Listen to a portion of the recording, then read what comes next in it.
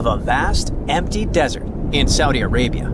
But in the middle of that emptiness, two enormous mirrored skyscrapers rise side by side, in perfect parallel to each other. This isn't just some sci-fi concept, it's the Line, the centerpiece of Saudi Arabia's boldest urban project yet. Now, Saudi Arabia is already home to some of the most ambitious architecture in the world, from Riyadh's King Abdullah Financial District to the iconic Abraj Al Bayt Towers in Mecca.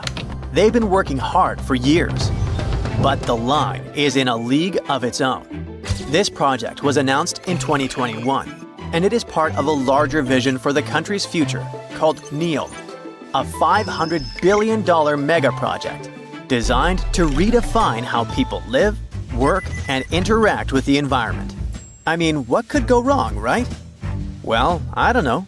But Nadmi Al Nasser, the longtime chief executive of the ambitious project, has recently departed.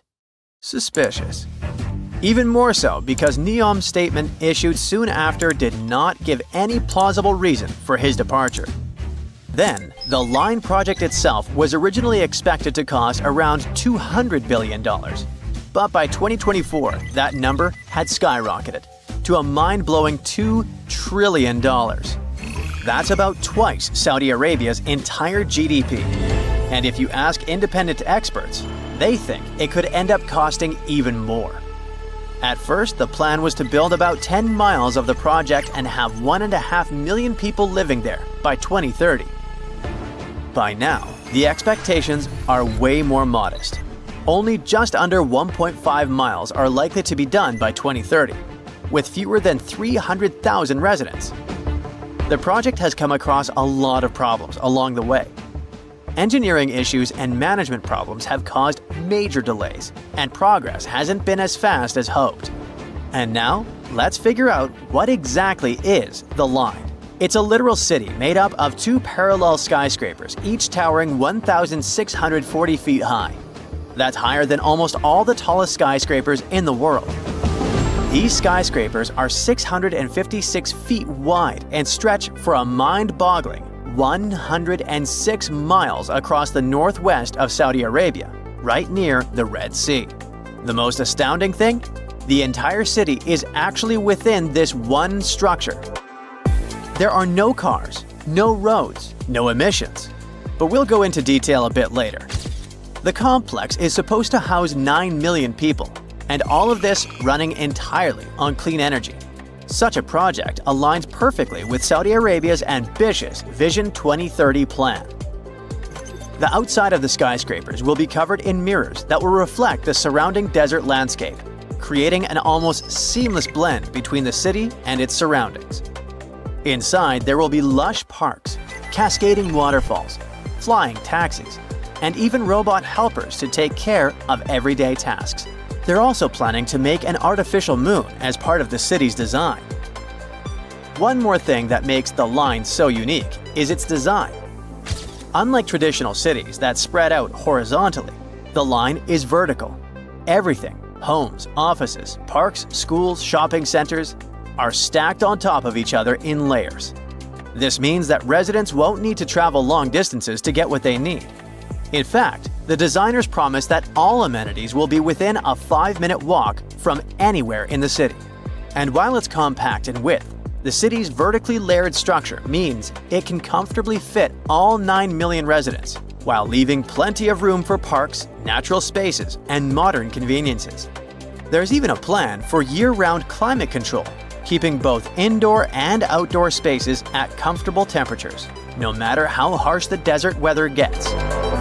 Of course, even with everything close by, people will still need to get around the city. Worry not, the Line has it covered in the most futuristic way possible. It features a high-speed train system that will travel from one end of the city to the other in just 20 minutes. That's 106 miles in 20 minutes with only 4 stops along the way. Imagine being able to get anywhere in the city faster than you could drive across town in most places today. Besides the train, the Line will also have autonomous vehicles. Those will be cars and shuttles driving themselves with the help of advanced technology. They will handle everything from parking to going around obstacles. Even cooler, in the line, every car, train, and any other piece of infrastructure will be connected in a huge network called the Internet of Things. Sensors and real-time data will allow traffic to flow smoothly, preventing delays and reducing congestion. They first spoke about the NEOM project in 2017. Besides the line, NEOM is supposed to include an octagon-shaped floating industrial city and a posh mountain ski resort. There, Saudi Arabia will host the Asian Winter Games in 2029. Plus, there will be the world's largest green energy plant, which will make the region self-sufficient and sustainable. The goal of NEOM is to attract people from around the world, not just to visit, but to live there. Residents will even be given their own identity, Neomians. Not everyone thinks this construction is a good idea. Some urban planners and architects have pointed out pretty big flaws in the city's straight-line layout. You see, in a regular city like Johannesburg, which covers way more ground than the line, two random people are usually only about 20 miles apart. But in the line, the average distance between two random people would be 35 miles. That's almost double, even though the line's overall area is way smaller. This setup could make it harder for people to connect socially and might be a pain to navigate, even with a high-speed train zipping through it. Now, they promise that every resident will have everything they need within a 5-minute walk, but there are doubts too. People wonder if living in a super compact, stacked-up design might end up feeling claustrophobic or even too much to handle. As for the whole mirrored exterior idea, it looks pretty cool in renderings.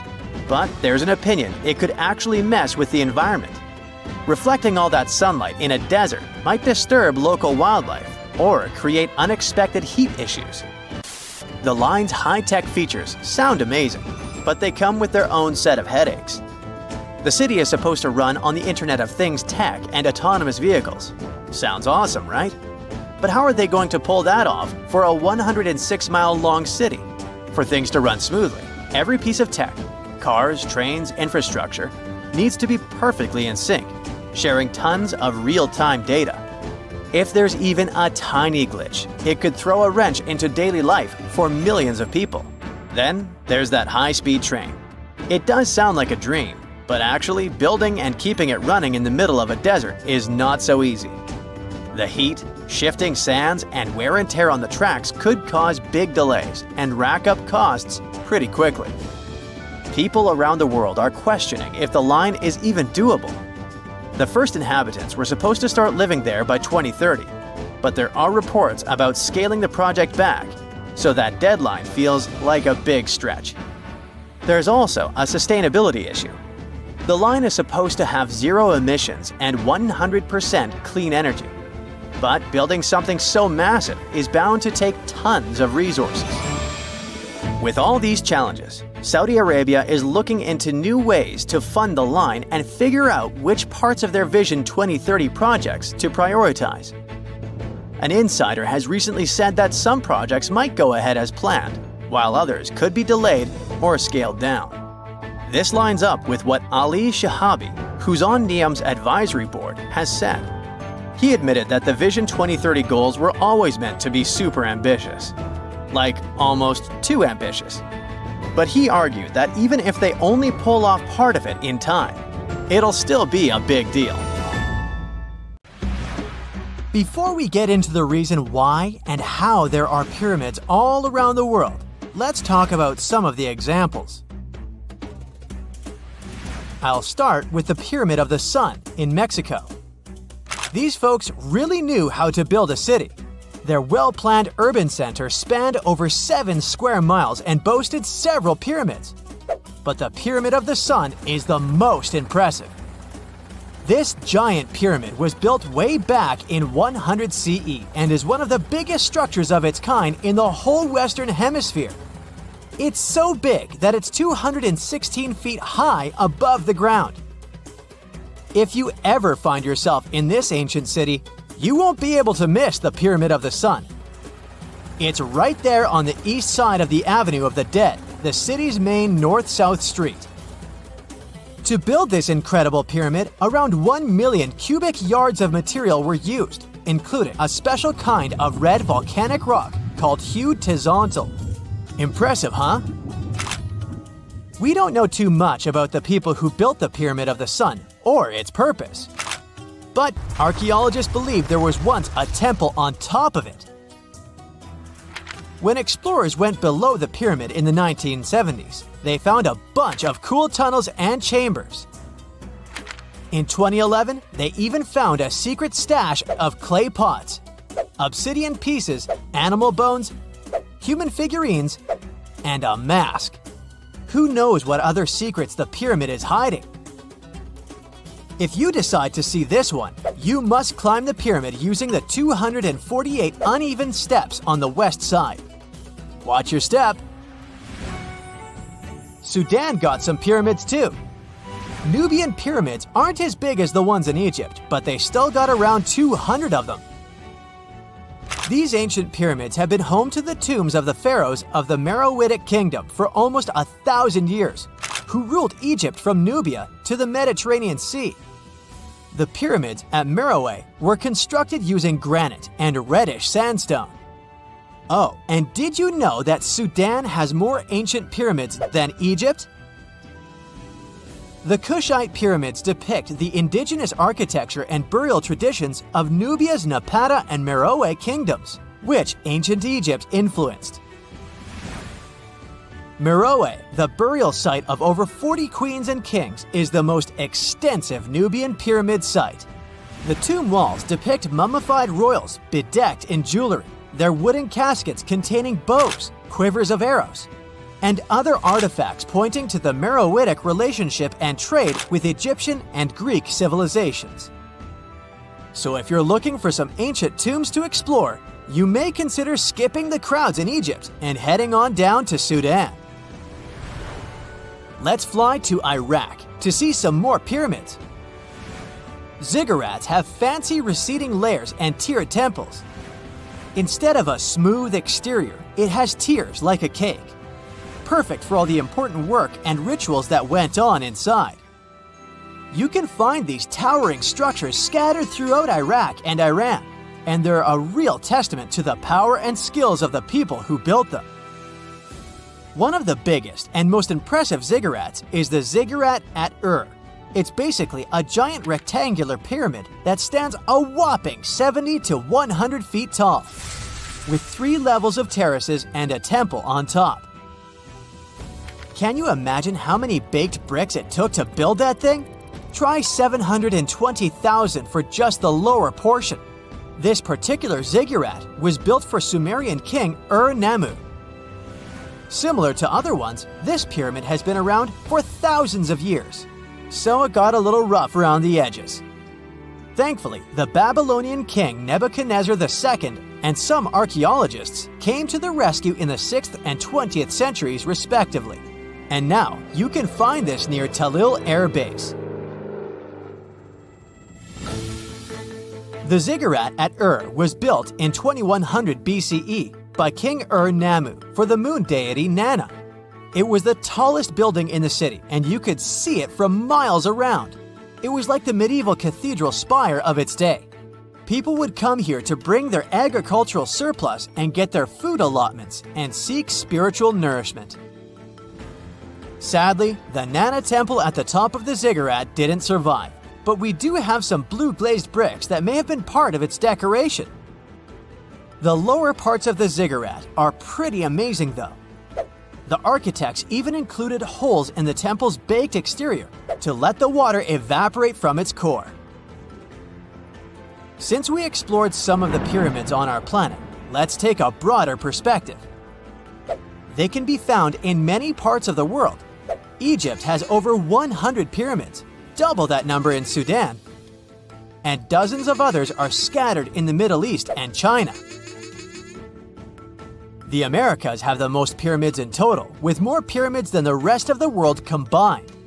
These pyramids are located in Mexico, Guatemala, Honduras, and El Salvador. Time to know more about the evolution of pyramids through history. The oldest pyramid is in Egypt. This pyramid was a step pyramid, which was created by placing one layer of stone on top of another. The pharaoh Sneferu is credited with creating the pyramid shape we recognize today. During his 45-year reign, he built 3 pyramids. His first 2 attempts failed, but he finally got it right with the Red Pyramid, which is considered the first true pyramid. It was Sneferu's son, Khufu, who built the Great Pyramid of Giza, which was the tallest human-made structure on Earth for almost 4,000 years. Latin American pyramids are similar to early Egyptian step pyramids, but they were built independently with no knowledge of each other. The pyramids in Sudan were built around 700 BCE and are tall but much narrower than those in Egypt. How in the world did all these civilizations build these things without even texting each other? After all, the Aztecs, Mayans, and ancient Egyptians were about as different as possible. But despite their cultural differences, they all seem to agree on one thing: pyramids were pretty cool. Step pyramids are all around the world because they were the most feasible and stable way to build large and tall structures without access to lighter building materials like wood and metal. The triangular form with a square base is the best way to build a sturdy structure, and having a cube structure would require more material for less height. Now, when it comes to pyramid design, the Egyptian pyramids were like giant triangles with a square base, smooth sides, and a pointy top. On the other hand, the Aztecs and Mayans went for a tiered cake look, with steps leading up to a flat platform on top. So, while all these pyramids share the same basic shape, they have their own unique flair. Each group built its pyramids using different materials, techniques, and slope angles. So while they may have been inspired by each other's work occasionally, they were just doing their own thing. Egyptian pyramids had smooth, angled sides that were designed to help the pharaoh's soul ascend to heaven. The Pyramid of the Sun was built over a series of caves that served as a passageway for the deities. The Maya built the temple of Kukulkan in Chichen Itza to honor the deity Kukulkan, usually represented by a serpent. Nicknamed El Castillo, it has 91 steps on each side, plus a platform. That's 365 steps, one for each day of the Mayan calendar. Tell me, Brightsiders, how were pyramids built? To begin with, humans made them, not a foreign race from space that landed on Earth. You see, one thing that all pyramids have in common is that they were built without advanced tools or even the wheel. It took a lot of people to build them, including skilled laborers and architects. For example, it's estimated that 20,000 people built the Great Pyramid of Giza, and it's believed that most of them were skilled laborers. Building pyramids was a massive undertaking that required years of planning and effort. The Great Pyramid at Cholula, Mexico, took 600 years to complete. Hey, future explorers. Let me tell you, some stuff might still be hanging around even 2,000 years later. Finland has an underground nuclear storage facility designed to last 100,000 years. Picture a massive underground tunnel system carved right out of solid rock. They wanted a solution that wouldn't burden future generations with constant babysitting in the area. This impressive place sits about 185 miles northwest of Helsinki. The engineers started planning it way back in the 1970s. They wanted to close up shop and decommission it in the 2000s. The heart of the crib is a spiraling track that's going to stretch 3 miles, diving down. To ensure maximum safety, they've got a bunch of multiple barriers in place. Steel and concrete structures are supposed to do the job. The waste fuel rods will be snuggled inside copper canisters with thick walls. These canisters will sit on a cozy bed of bentonite clay, which swells up when it gets wet. This way, it acts as a buffer against any geological shenanigans and prevents any pooling of liquid, which could corrode the copper. It's an incredible feat of engineering, and it's almost like creating a time capsule that will withstand the test of time. Kudos to the folks working on this, even though they won't be around to celebrate when it's done. Maybe in the future, they will find a way to make it last for hundreds of years more. I mean, they started planning it in the 1970s, but in the future, it would be a totally different game. Let's move on to Italy. When you stroll into the Pantheon in Rome, it puts on a show just like it did almost 2,000 years ago. Now, let's rewind a bit. This structure went through some tough times. The first Pantheon caught fire and burned down not once, but twice. Some fellas even said it was cursed. The completed Pantheon was a grand masterpiece with Greek-inspired touches, like those fancy columns. But the real jaw-dropper was its gigantic dome. The largest unsupported concrete dome on the planet. Now, the Pantheon's original purpose remains a mystery.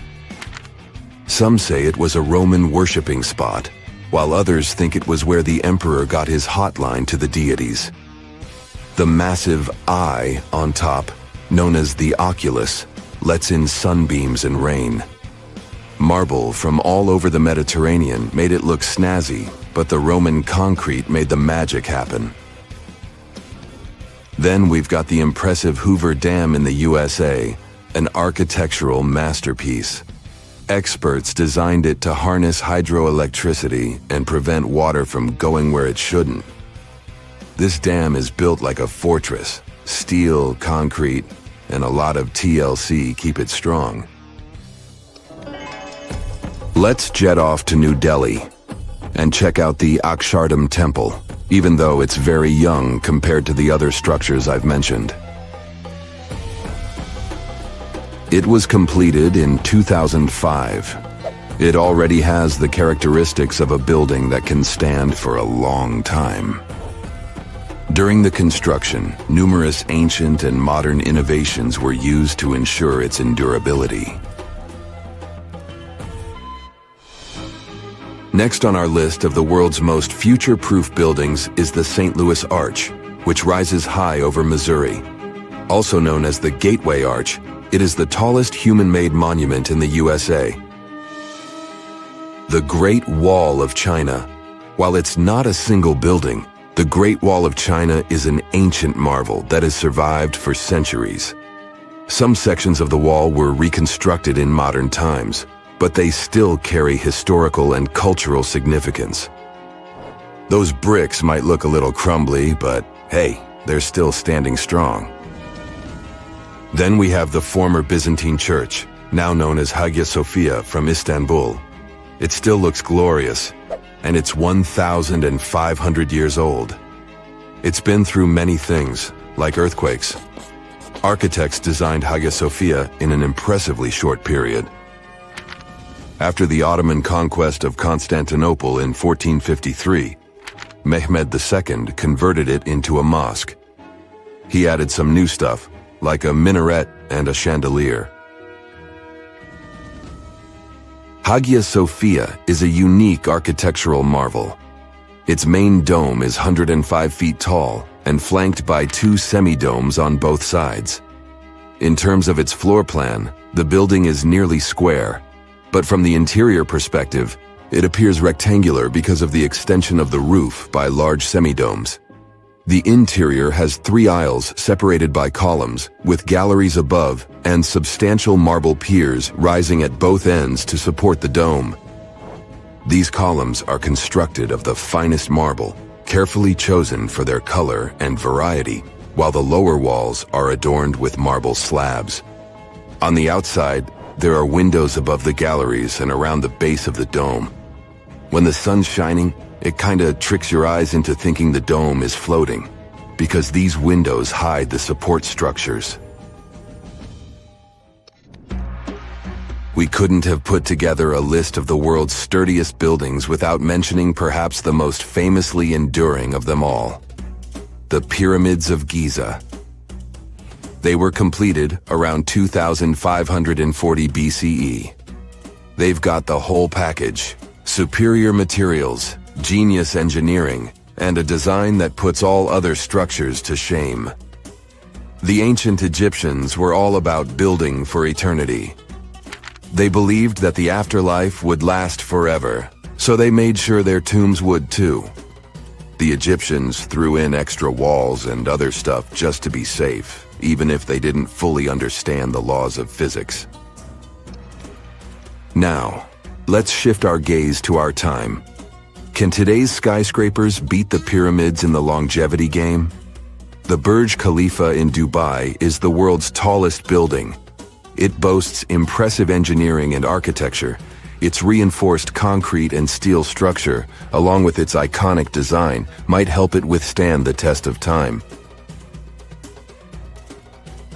Sure, skyscrapers are super tall and fancy, but they're not as sturdy as the pyramids. Modern skyscrapers need to deal with crazy winds, lightning strikes, and earthquakes too. Experts haven't agreed on this yet.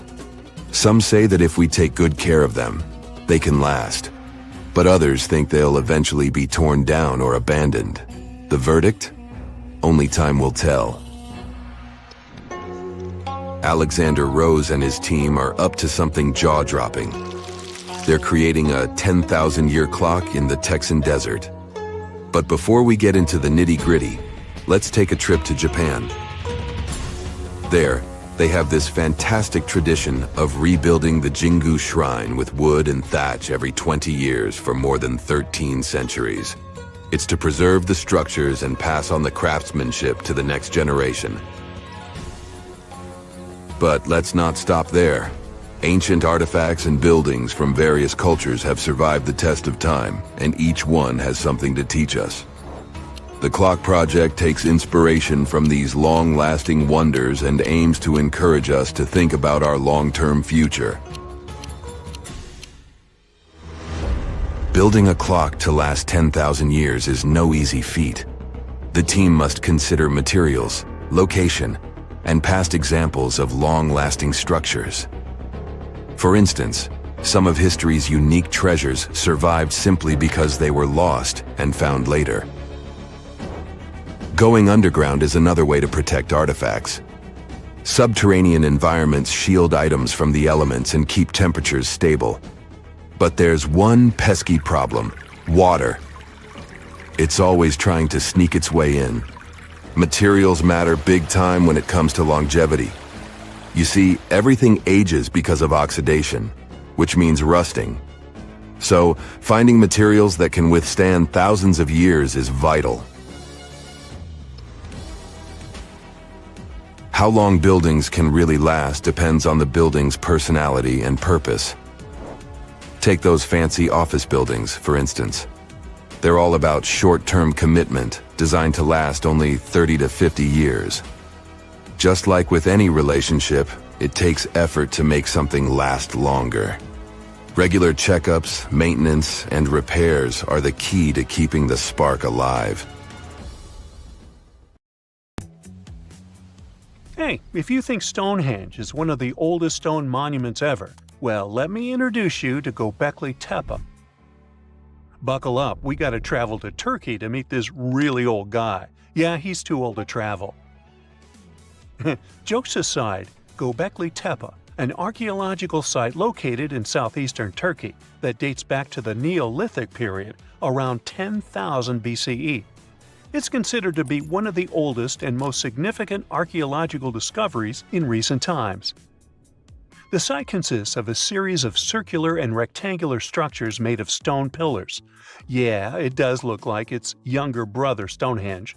Some of those pillars are decorated with intricate carvings of animals and other symbols.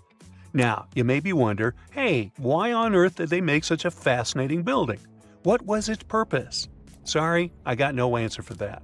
The purpose of the site is still unknown, but it is believed to have been a ceremonial center for the ancient people who lived in the area.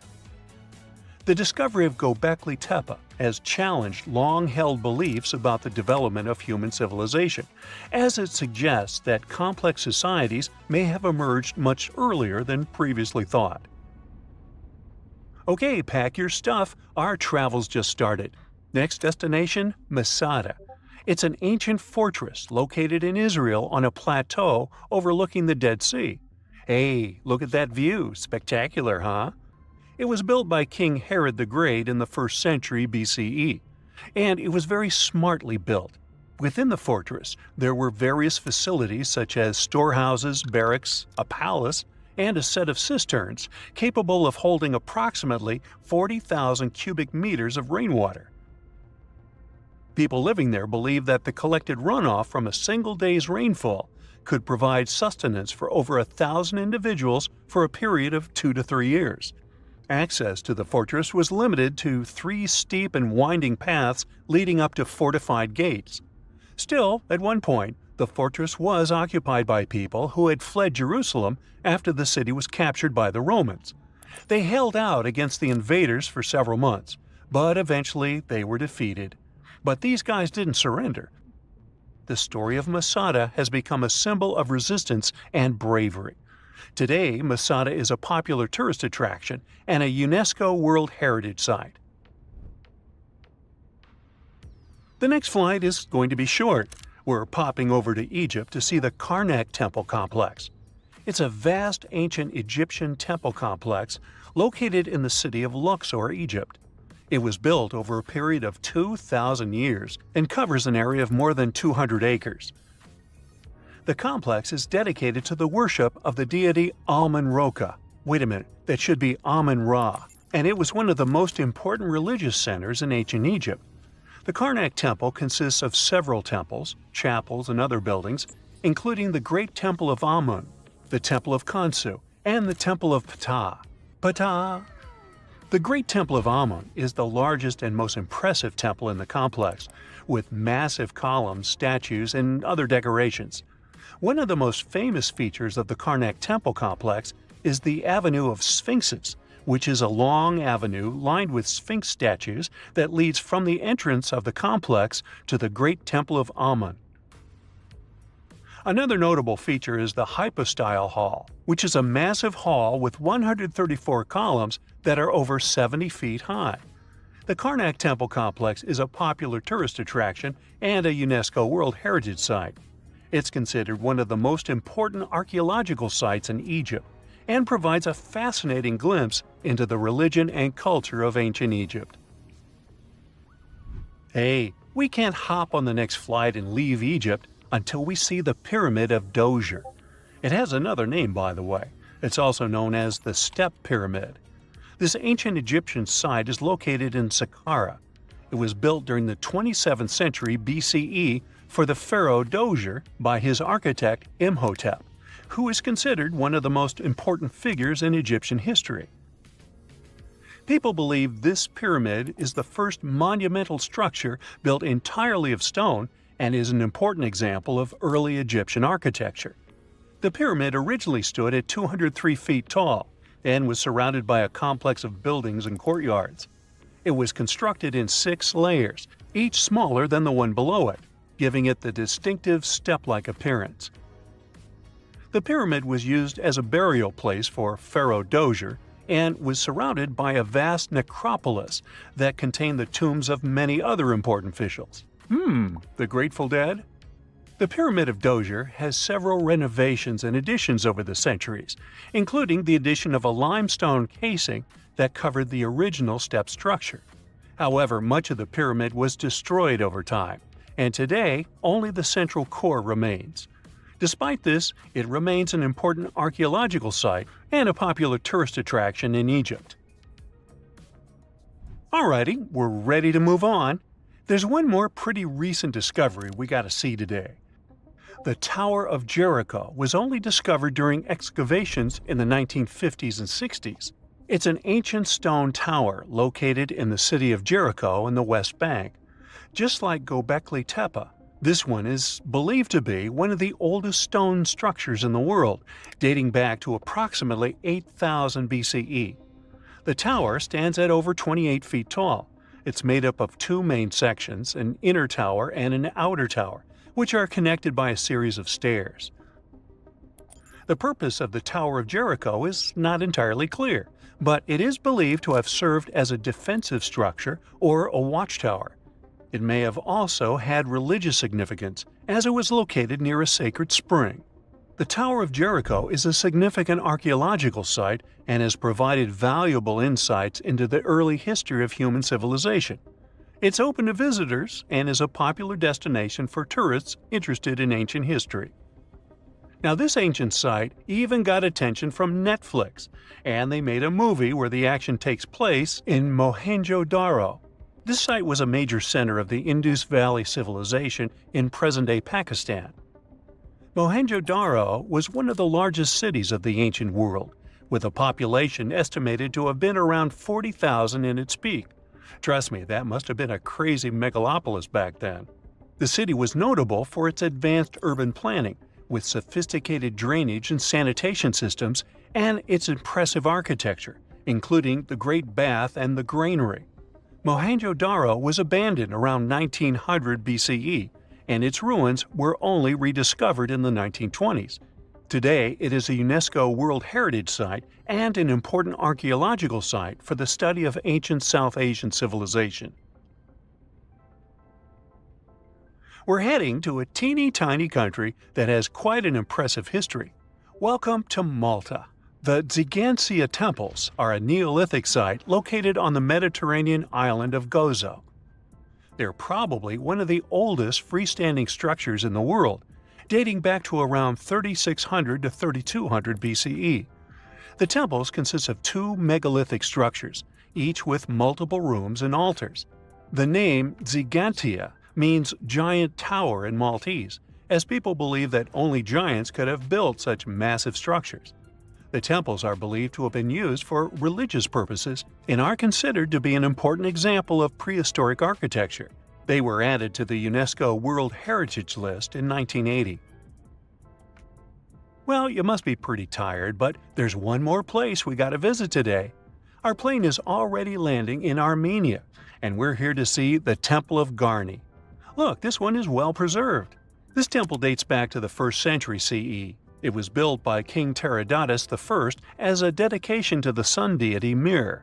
Sadly, the temple was destroyed in the 17th century during an earthquake, which is quite a common thing for this area, but it was later reconstructed in the 20th century.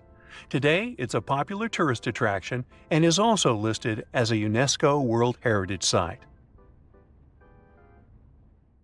It's strange if you think about it. There are old Roman buildings that have lasted for thousands of years, while our newer buildings seem to fall apart. How did the Romans manage to create such strong buildings? A lot of them with complicated designs, too. Recent research has shown that the Romans used a type of concrete that has an extra layer of protection against the elements. It can even fix itself when it gets wet.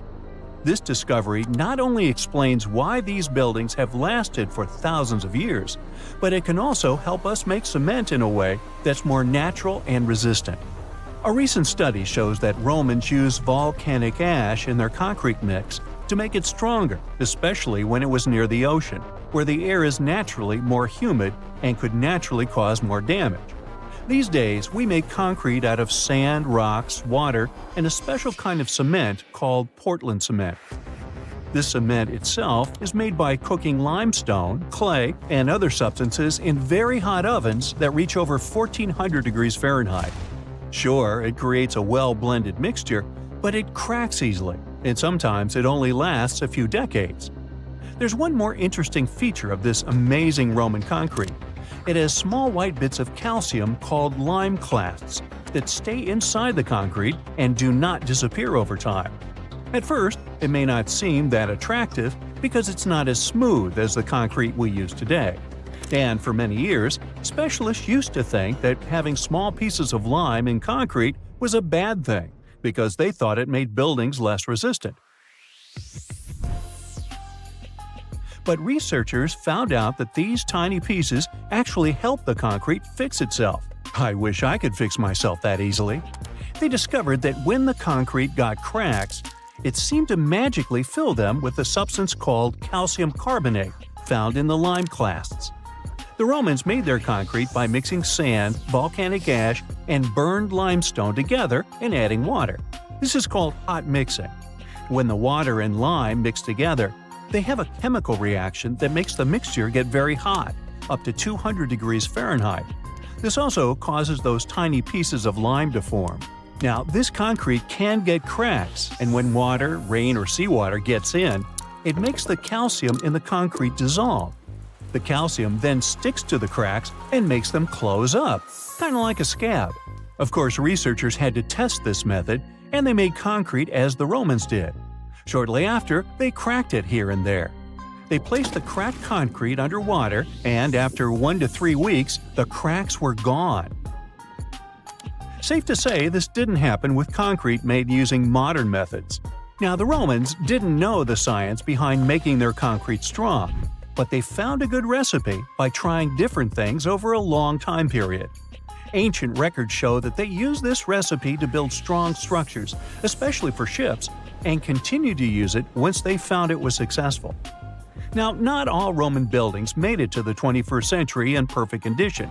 The Colosseum, for instance, one of the most famous Roman constructions in the world, used to be nearly twice as large as it is today. It sustained a lot of damage throughout the ages, reaching the form we've come to know today. Let's not forget, it's a pretty old building to begin with. Its construction started in the year 70 under Roman ruler Vespasian, who later started making motor scooters named after him. You know, Vespa? Nah, I made that up. Anyway, ever since it first opened, the Colosseum was home to a lot of activities and shows, featuring fearless gladiators and a large display of exotic animals, who got to mingle and did lunch together. Unfortunately, it all went downhill in 217, when a fire struck the upper parapets and much of the building's interiors. It took a whole century to finish up the repairs for the damages. Sadly, the initial shape of the Colosseum would be gone forever. A strong earthquake followed, and that didn't help either. This one took place in southern Italy in 443. At this point, a considerable portion of the Colosseum's outer ring was damaged. Soon enough, when locals encountered hardship, they had to rely on selling chunks of limestone from the ancient Colosseum to go by. Another earthquake came in 1349, which gave the Colosseum its most devastating blow. It's when the south side of the building collapsed completely. That's when it started to look more like the building we can see today in the Italian capital. It's not all bad, though.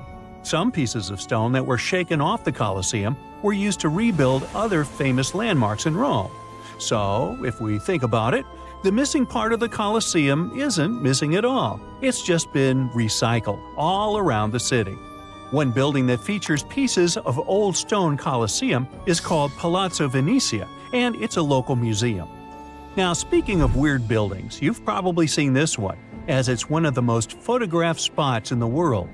You can see online photos of people leaning on it, or ones that make the building look like an ice cream scoop. This famous Italian landmark is called, you tell me. Yep, the Tower of Pisa, and it looks like it's seconds away from collapsing to the ground. Now, should you ever want to visit, you'll need to head over to this Italian city with the same name, Pisa, near the Square of Miracles. Now, weirdly enough, this building is more famous for its awkward incline rather than for its history or purpose. Back in 1178, when the construction of the tower was still not completed, people realized that the building was starting to lean over, and that was before they had reached its third floor. They soon figured out it had nothing to do with the building plans or the materials they used. It was all happening because of the mushy and shifting soil which was beneath the construction. These days, we know that placing a building on top of soil made of clay, fine sand, and shells isn't the best idea. But back then, people didn't know how to figure that out before building something. Now, fast forward some centuries, and it became clear that this 180-foot tower isn't just leaning. It is falling, and at a considerable rate of about 0.08 of an inch per year. Well, that may not sound like a lot, but multiply that by hundreds of years and, well, just look at the pictures and you'll understand. This leaning tower is more than 16 feet off its axis in the present day. So how come it hasn't fallen over altogether? Well, because of physics mostly. Its center of gravity continues to be located within the base of the structure, so it's pretty grounded. It's also been continuously watched over by local authorities to make sure they protect this unique building for as long as possible. The Pantheon is another great example of the way Romans understood architecture. It's also located in Rome and was initially built as a temple. The construction itself was made from concrete with different thicknesses and has an interesting shape too. Back in the day, Romans believed the Earth was like a disc, which was covered by a dome-shaped sky. So they modeled the Pantheon sticking to this idea. Light comes into the temple through a hole in the dome, shining down on the floors and walls, showing the movement of the sun. It's also one of the best preserved ancient Roman buildings. It's no wonder many other buildings have been made to look like it. In the U.S. alone, the U.S. Capitol, the Jefferson Memorial, and the National Gallery in Washington, D.C. are all said to be modeled after this ancient construction. The famous painter Michelangelo was so impressed by this building that he believed some unnatural force must have helped in its construction. The place where it stands is also very special because of the story behind it. Legend has it that the founder of Rome, Romulus, was lifted to the ancient Roman higher spirits on the wings of an eagle from this exact location. Apparently, it was a talon show. Get it? Talons? Eagles? Okay, gotta go. Wow, looky here. It's New York City, the Big Apple, the city that never sleeps. Hong Kong on the Hudson, the greatest city in the world. New York, New York, the city so nice they named it twice. Alright, I'll stop. You thought you knew this city so well, but underneath all that glitz and glamour is a facade, literally. New York is populated with some of the most iconic urban buildings in the world and home to some of the most unique and famous towers. Who would have known that New York was a front for fake buildings? And the cool thing is that there are plenty to search for. Okay, I'm adding that to my bucket list. So the question is, why do they put these fake buildings all over New York? The city is one of the most vibrant places in the world and requires many infrastructures to keep the city in motion. That means having many industrial structures and buildings in every major district. New York is charming for the design and the buildings. Imagine having industrial structures right next to your favorite pizza parlor or hot dog stand. The designers thought ahead and decided to disguise those industrial infrastructures as fake buildings. They blend with the city so well that they don't stand out. They look like your good old apartment or housing unit with a front door, real-life windows, and even charming balconies where people would hang out. The only thing is that there's nothing behind the facade and no one is allowed inside. So, where in the world can you find these fake buildings? For starters, one of the most popular fake buildings is in Brooklyn. At 58 Joralemon Street, you can find a very typical neighborhood. But between the buildings stands a brick building with a slightly deeper shade than the rest. It has bright open windows that blend in with the rest of the buildings in the neighborhood, except that they're blacked out. At first glance, you might not think of it as anything, but if you pay close attention, the building looks like a glitch from a video game. It was built in 1847, way before New York was considered glamorous. Originally, it was meant to be a regular building, but in 1908, they converted it into a fake building. Don't think you can just try to break in. Even if you could, it's pointless, because it's part of a ventilation fan for the subway. It also serves as an emergency exit for some of the surrounding buildings. Actually, throughout New York, many fake buildings exist to disguise the subway vents for the smoke to escape. All the way to 415 Bruckner Boulevard, the Bronx, this townhouse was designed by the Switzer Group, which is an interior architect company. It's not as charming as the one at 58 Joralemon Street, but it serves a similar purpose: to hide an electric substation for New York's utility company. The city needs these substations to reduce the high-voltage electricity to a lower voltage so it can be distributed locally. Having a building like this popping out of the middle of your neighborhood isn't exactly the smartest way to attract people to the Bronx. That's why the fake townhouse facade is the perfect camouflage. Now, some of these fake buildings don't really hit the mark and stick out like a sore thumb. The people of Manhattan describe the Mulberry Square infrastructure as a complete clunker. After plenty of redesigns and back to the drawing board meetings, the result is still not pretty. The locals compare it to a concrete box. They created windows without glass, which doesn't allow the building to blend in with the rest of the neighborhood. But it beats a typical subway ventilation plant either way. There are just so many places to visit and cross off your bucket list. But if you live in China, you can literally stay in the country and visit many iconic cities around the world. The replica cities began when the Chinese economy started booming in the early 90s. They wanted the lifestyle of the rich and famous without wanting to leave their country. They can be comfortable eating their local food and get the feeling of being abroad. The Chinese province of Guangdong has an identical copy of the historical Australian alpine village Hallstatt. The real Hallstatt is centuries old and one of the most charming places to discover. The local people of Hallstatt also had no idea that their home was being built in China. Some people thought that this was controversial, probably because it cost around $940 million to build it. Paris is undoubtedly one of the most charming cities you could ever visit. Its rich history and vibrant culture are enough to catch the first plane to go there. For residents of Tianducheng, that's something they can do anytime they want. The city is also known as Sky City and has a replica of the Eiffel Tower that looks eerily like the iconic one in Paris and built buildings to match the city's visual charm. One of the main things that will break the charm is the farmland surrounding the city. There's barely anyone there, and the streets are always empty, very un-Paris-like. Still, you can find some nice fountains and statues scattered along the streets to give it some spirit. There's laundry hung everywhere, even on the trees. The picturesque fountains are dry and many apartments are empty. Only a few stores are open for business. Even though this looks like a fake city, it's quite real. Some people live here because it's more affordable than other places. 2 hours away from this town is another version of Paris's Pont Alexandre III and a carbon copy of London's Tower Bridge, but with 4 towers instead of 2. Hey, such a bargain! You can also visit the closest thing to Italy, but this time you can go shopping. Florentia Village is an outlet mall that offers an array of shops to lose yourself. The good thing is that this was built by an Italian developer to capture the essence of an Italian village.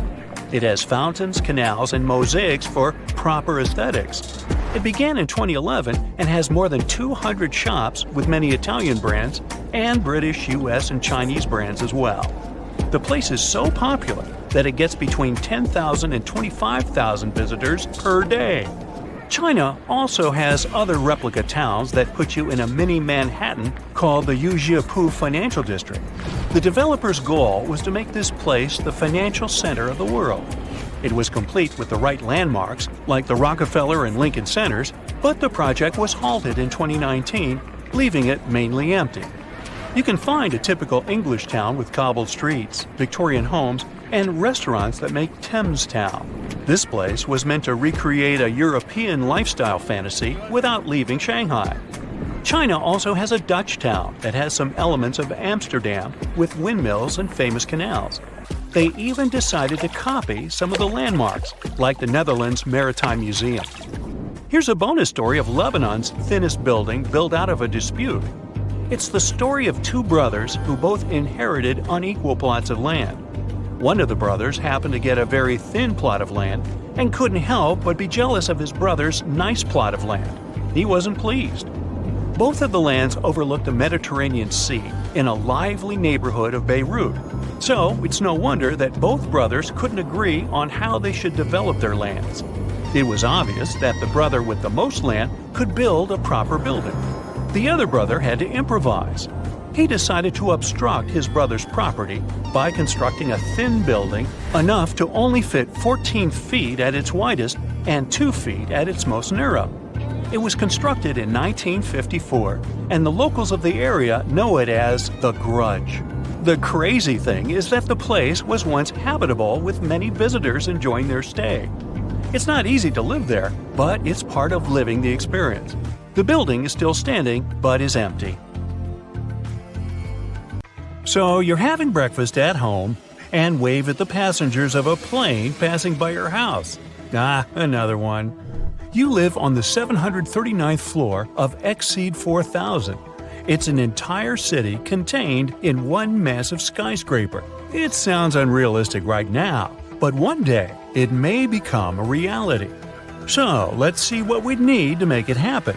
But first, let's browse through the list of once tallest constructions on the planet.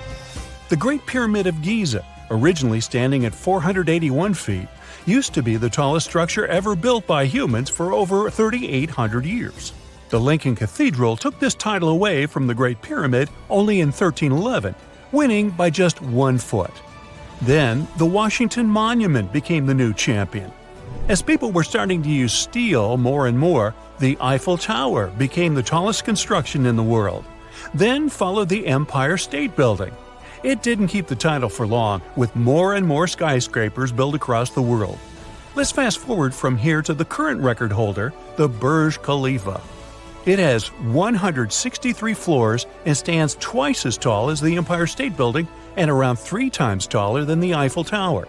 On a clear day, you can see it from a distance of 60 miles. It takes a whole 1 minute in a high-speed elevator to get from the ground floor to level 124, where one of the observation decks is located. It took 6 years to finish this beauty, which became one of the symbols of Dubai. Speaking of its location, if you've ever tried building something in the sand, you know how hard it is to make the construction stable. The engineers had to drill 192 holes under the 110,000-ton concrete foundation of this massive construction. They also brought millions of tons of sand from Australia. Yes, they brought extra sand to the desert because the local sand gets doughy, almost like snow, in endless dust storms. The Australian sand is less smooth and has turned into a perfect base for the building. Thanks to the friction between concrete and soil, these piles don't move at all, and the foundation remains solid. Now, the same architect designed another building that is supposed to become the new record holder. The Jeddah Tower in Saudi Arabia is supposed to be almost 600 feet taller than Burj Khalifa. Once finished, the construction, made of 80,000 tons of steel, will host the world's highest observatory. Jeddah Tower will have 59 elevators, and some of them will be double-decker ones. The bottom third of the skyscraper is supposed to be office spaces. The next levels will host a luxury hotel, and the remaining 167 floors will be reserved for apartments. The narrowing silhouette of the building is supposed to help it withstand winds and gravity. The base will definitely be extra wide to make the entire construction stable. Only 1/3 of the building has been finished so far, and construction has been frozen for an unknown period of time. The reasons for this decision don't have to do with geology or climate. Humans have learned to deal with all kinds of soils and conditions. For example, if we want to build our future skyscraper in a seismically active zone, we'd need to make it flexible. Piles can hold the weight of the building, but the concrete pad would stand on huge springs. During an earthquake, the ground will shake and move from side to side, but the springs will dampen and compensate for the movement, so the building will stay in place. The wind is another problem for skyscrapers. The taller the building, the more the wind's affected. That's why most skyscrapers are built to be able to sway in the wind or have holes to allow the wind to pass through instead of crashing against the building surface. So, in theory, if you have the right materials and enough funding, you can go as tall as you want. All you have to do is expand the base to make your construction stable. Now, because our planet is spherical in shape, you'd have to stop at some point. But even a base of that size would be enough to hold a skyscraper higher than Mount Everest itself. Exceed 4,000 building would stop halfway in that race, at a height of 45% of the world's tallest peak. Mount Fuji became the inspiration for this design that might actually be built in the Tokyo harbor. It will be a self-contained city in one building, powered mostly by solar energy. This city can become home to up to 1 million people. And these people might not have to leave their huge home, as there will also be offices inside. Engineers will need to work out several issues to make the whole project possible. Since the building will have 800 floors, there will be a huge difference in air pressure between the top and the bottom levels. They'll need to figure out a way to level it out so residents feel comfortable and healthy. Then, just imagine the number of power cables to enable the work of all the gadgets and mechanisms. They plan to replace those with renewable energy generators. The base of the building will have to be about 4 miles in diameter to support its huge weight. It's the same size as the bottom of some mighty mountain. The opening on the top will let some air and natural light flow inside and lighten the load on the foundations. Exceed 4000 currently holds the title of the largest building that has ever been fully designed but is not on the list of buildings to be completed in the near future. Engineers don't rule out that with new materials and design innovations, it may be technically possible, but it would cost a lot of money. Another ambitious project that is so far just a concept is a 12.4-mile skyscraper. That's 24 Burj Khalifas put on top of each other. Wow! Science fiction author Neil Stephenson, who developed the project, suggested using this skyscraper as a liftoff ground for rockets. The author studied physics before taking up science fiction, so the project could be realistic with the right high-grade steel. Stevenson claimed it would be the cheapest way to launch rockets into space. The engineers would also have to take care of the winds that get pretty intense at a height like this. Speaking of space travel, we might not even need rockets to go up there in the not-too-distant future. The space elevator could take humans up to an altitude of 22,000 miles from the Earth's surface. The idea is actually nearly 150 years old. Both NASA and researchers from different countries agree we're now pretty close to its realization. Some construction companies claim they can build it by 2045. The first big step towards that goal is to test how an elevator would act in space. It will be a unique experiment, and a mini elevator used in it will be a prototype of the future grand project. Scientists are trying to find the right material to replace the regular cable.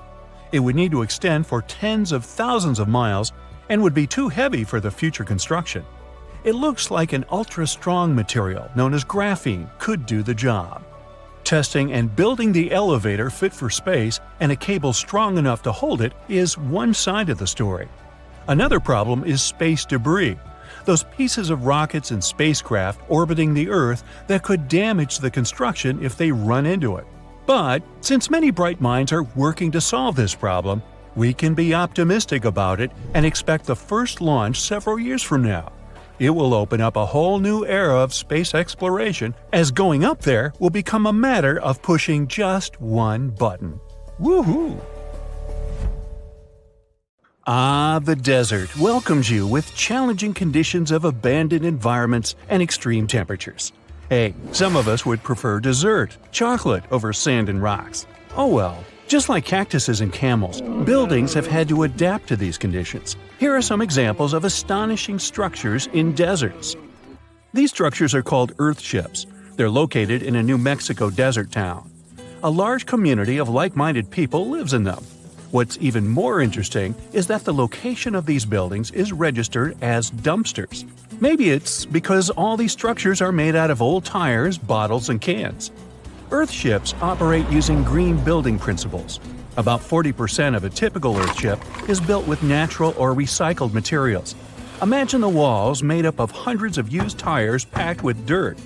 Then there are layers of floor-to-ceiling passive solar windows. They gather the sunlight during winter and reflect it in the summer to keep the structures at a reasonable room temperature. You can see plants in corridors and glass bottles or aluminum cans stuffed inside walls. Certainly a distinct house in many ways. Mike Reynolds is an architect who noticed the alarming waste and consumption levels in the 1970s. He designed a fully sustainable home out of cans back then.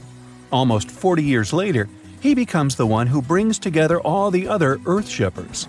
Reynolds drove a Mercedes, but it ran off of the vegetable oil he picked up at fast food restaurants in town. A standard 2-bedroom, 2-bathroom earthship costs about $250,000 in this town. Yet there are earthships like Dobson House that can cost as much as $1.5 million. If you do it yourself, with family and friends, you can eliminate the cost of labor, and it becomes relatively less expensive. Let's assume you're really going to build one. Where can it be? Well, anywhere. Earthships currently fit in the cold, dry air of Canada, as well as the hot and humid climate of Haiti. This is the Mirage Mirror House. It's an installation set in the Southern California desert. Mirage opened in 2017 as part of a contemporary art exhibition. It's composed of mirrors. This minimalistic structure blends with the environment around it. The doors, windows, and openings have been removed to create an amazing experience. What you have in the landscape is reflected back to you. How's it made? With mirrored surfaces. At night, the distant lights refract from the mirrors. In the daytime, the sky is transformed into banks of clouds. There's no fixed scenery in this house. How about seeing a futuristic structure in the deep desert? Architects designed a concept home that pairs perfectly with Elon Musk's Cybertruck. The house has a post-apocalyptic theme. I mean, when I say post-apocalyptic, it's because I can't say it. Anyway, the house is designed to survive in a disaster scenario. The cyber house has steel gates, the windows are armored, and the exterior walls are made out of super strong material. Modern house is controlled by an autonomous geothermal heat pump. To put it in less sci-fi terms, you can keep the internal temperature steady. This sleek house has an entrance that can fit the Cybertruck. After all, it's inspired by it in the first place. Plus, the Cybertruck can be lifted to the second floor to be more secure. This is King Abdullah Petroleum Studies and Research Center in Saudi Arabia. Basically, it's a laboratory in a desert. It was designed to demand minimum energy. The architecture has patterns on the walls and ceilings, giving reference to the local tradition of geometric form. The next stop is Swartberg House in South Africa. This one is located near the Swartberg Mountains, but don't get too excited. It's on the edge of the Great Karoo Desert. It's a 4-bedroom apartment.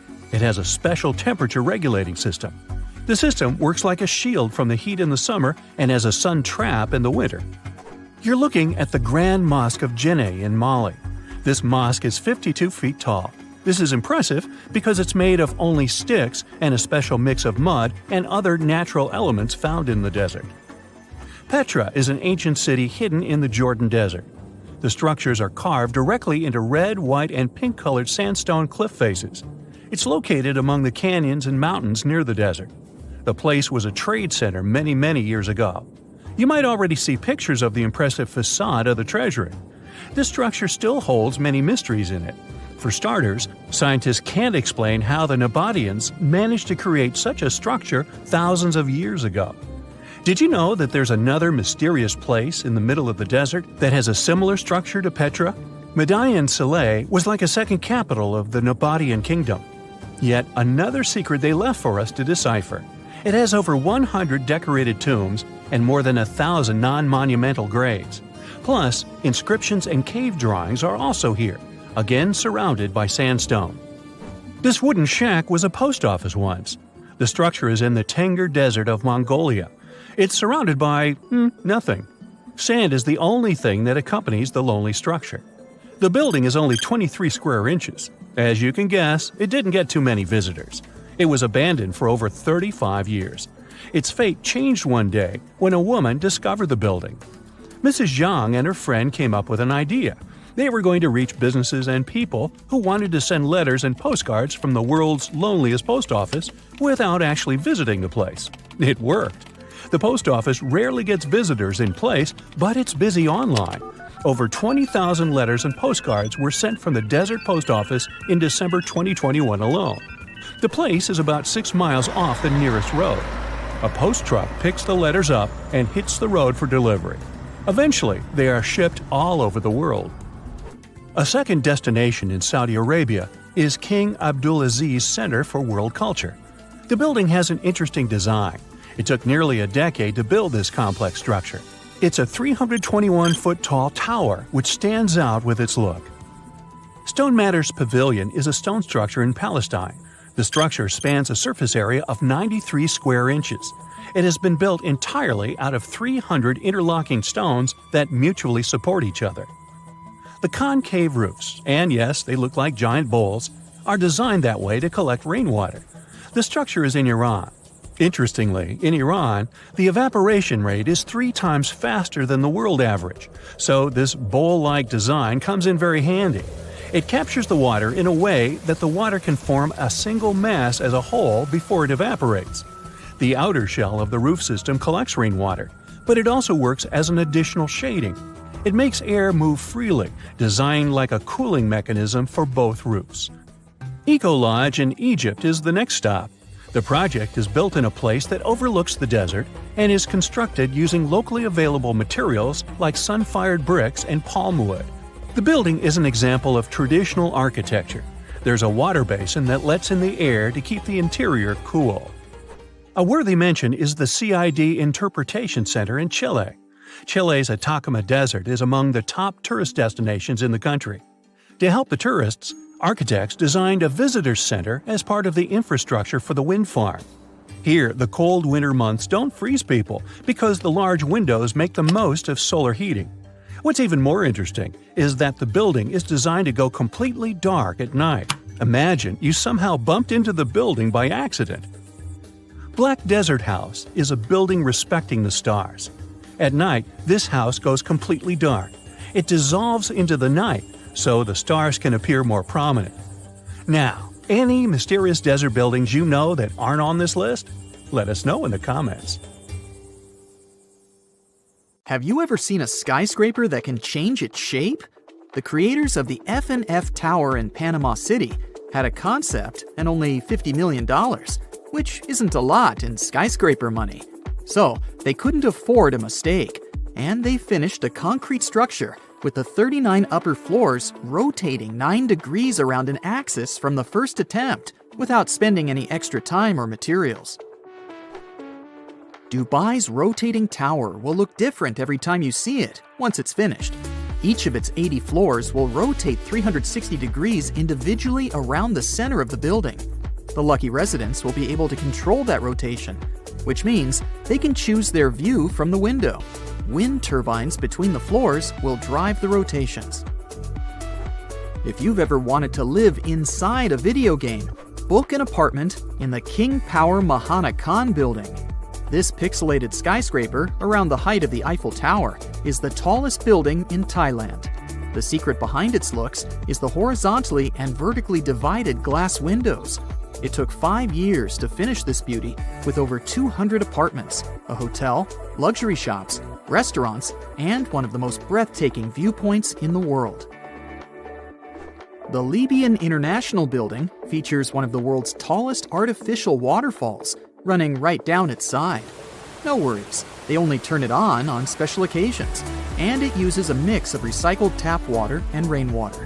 When it started running for the first time, the non-informed locals even reported a huge water leak. The Cybertexture office building in Mumbai looks like a huge egg made of glass and steel.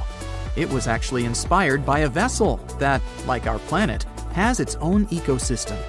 To bring down the heat levels inside, the architects chose the ideal orientation and added sun shading and an underground cooling system.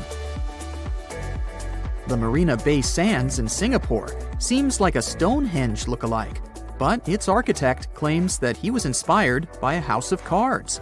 The horizontal one is balanced on the 3 vertical ones. They are 3 55-story hotels with restaurants, nightclubs, gardens, shops, museums, and movie theaters. The horizontal card is an infinity swimming pool with the best view of the city for up to 4,000 visitors.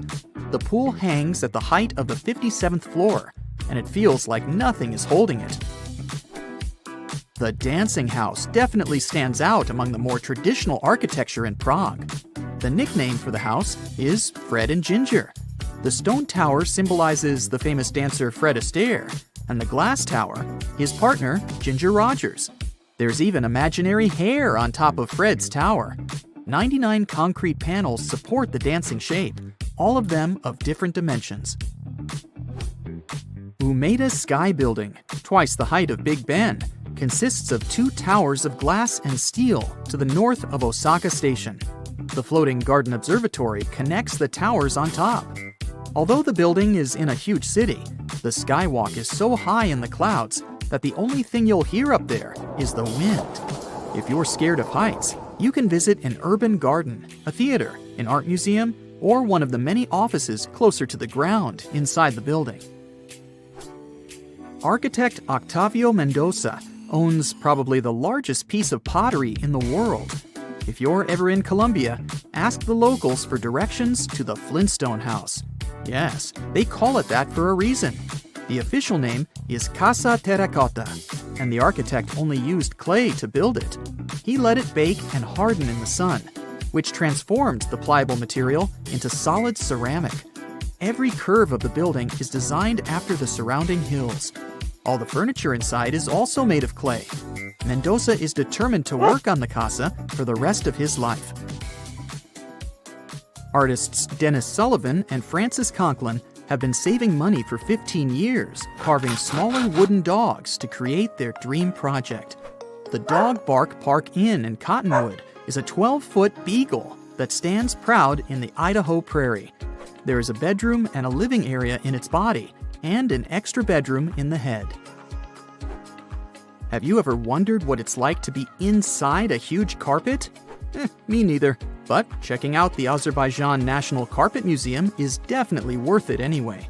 It shows the history of this important local craft in every detail. Austrian architect Franz Jans designed the construction, and it took 6 years to finish it. The Basket Building in Ohio looks exactly like a real shopping basket, except it's 160 times larger. It even has 2 attached handles. The building served as the headquarters of Longaberger Basket Company, then was sold to become a luxury hotel. A giant whale? An airship? Can you guess what's inside this building in Graz, Austria? 2 British architects won the Europe-wide competition to design this art museum. The biomorphic construction has around 1,000 acrylic glass elements on its skin. During the night, it can send light signals and messages to people on the other side of the river. It takes in daylight from the north through nozzles on its top. The needle is a viewing platform. The Half House in Toronto, Canada, was built in the late 19th century and was one of 6 identical houses standing next to each other. When developers came to this area, the owners of all the other houses agreed to move, and this one wouldn't go. A demolition crew showed some impressive skills as they managed to tear down the neighboring house without doing any damage at all to what is now the Half House.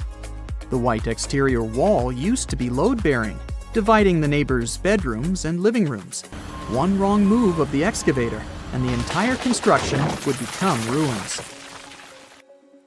The Shell House in Isla Mujeres, Mexico, stands by the ocean, was inspired by the ocean, and looks like one of the ocean's symbols. The house is shell-shaped and covered with shells from nearby beaches. Architect Eduardo Ocampo designed this beauty as he wanted to have a one-of-a-kind house for his brother to come and visit more often. Now it's up for rent for vacationers. The Bubble Palace, not far away from Cannes in France, was designed by a Hungarian architect and purchased by Pierre Cardin. In case you have a couple of spare million, you can buy this interesting property. You'll get 10-bedroom suites decorated by contemporary artists, gardens, water ponds, a swimming pool, and a 500-seat outdoor auditorium with an awesome view of the Bay of Cannes as a bonus. Can you find one house standing straight here? I know, I also failed. All the cubes in the Cube House in Rotterdam are tilted 45 degrees at their side. The idea here was to make the most of the space. Dutch architect Piet Blom designed the houses in the late 70s to look like an abstract forest. Each triangular roof represents a treetop. The houses stand at 3 floors tall, with an entrance on the ground floor, an open kitchen, and a living room on the first floor, as well as a bathroom with 2 bedrooms on the top floor. The Boot in Tasman, New Zealand is a hotel that looks like it comes straight out of a children's book. It even has legit shoelaces. There's a spiral staircase, cozy fireplace, kitchenette, and a bedroom with a balcony. If you ever find yourself in Mitchell, South Dakota, be sure not to miss out on their key tourist attraction, the Corn Palace. The locals have always been so proud of prairie gold that they first built a palace out of corn back in 1892 to prove to the rest of the world how fertile their lands are. What you can see now is the rebuilt version. Every year, they put new corn in 13 shades to form new beautiful murals. You've just reached your perfect spot on a deserted beach. It's so quiet here that you start to doze off. But as you open your eyes, you're shocked. Wait a minute, is that an actual house that's just been washed up on the shore? It may sound like the beginning of a sci-fi novel, but not if you live near this beach in El Salvador. There's a mysteriously abandoned house there that looks as if it's just been washed ashore. How did this villa end up there? How long has it been here without anyone noticing it? This mysterious construction is 46 miles south of El Salvador's capital, San Salvador. Locals say the building used to be a hotel called Puerto Ventura. At the time it was built, its main attraction was the fact that it was really close to the sea. Unfortunately, the engineering behind it wasn't well planned out, all because locals didn't need any official permission to start the construction.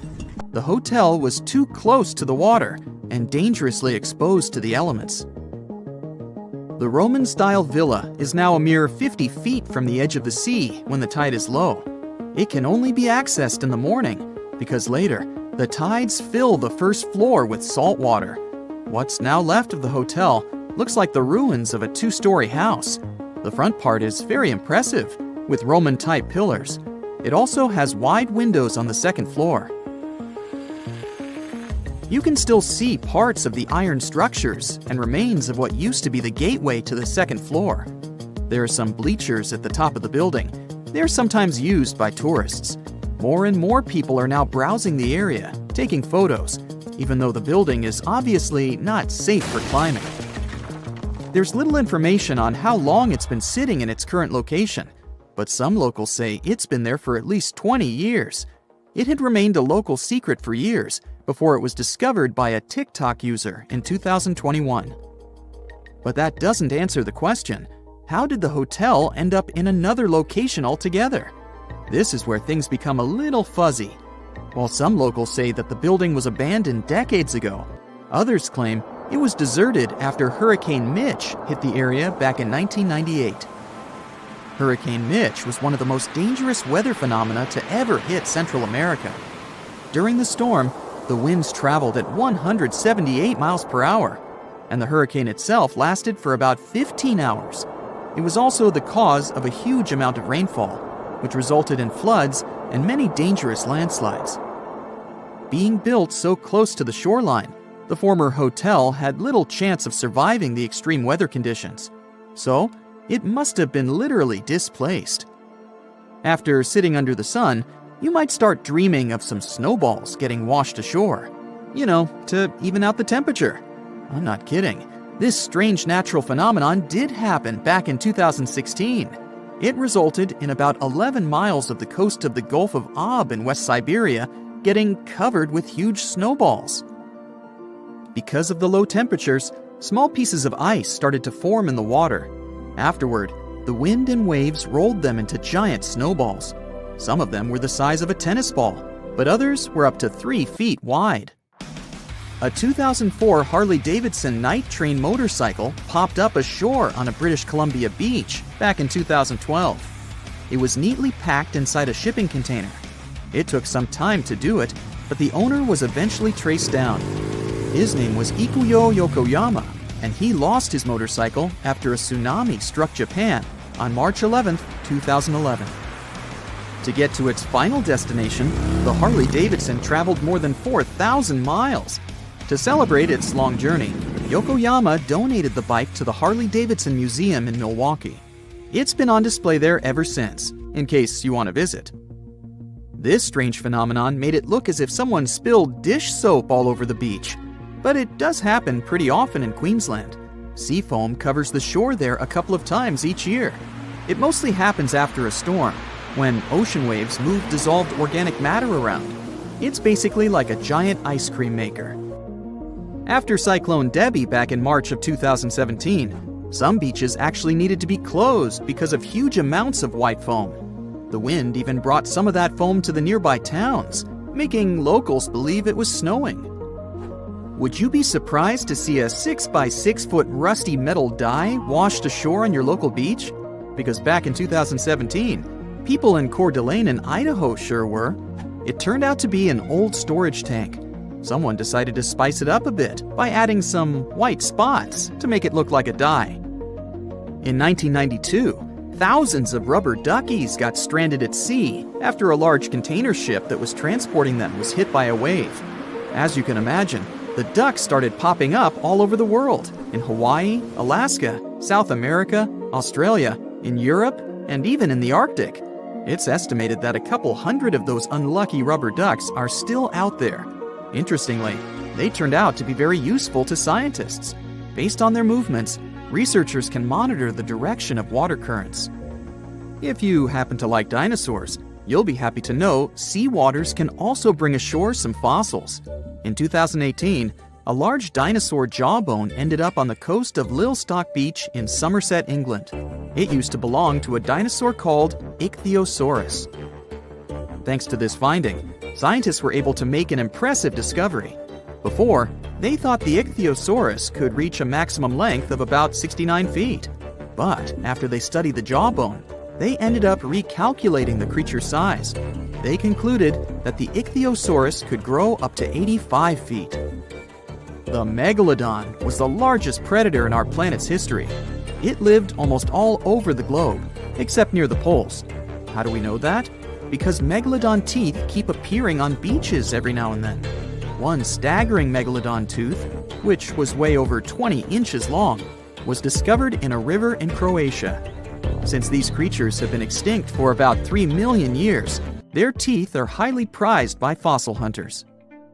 A giant Lego man that washed ashore is something I never thought I'd hear about.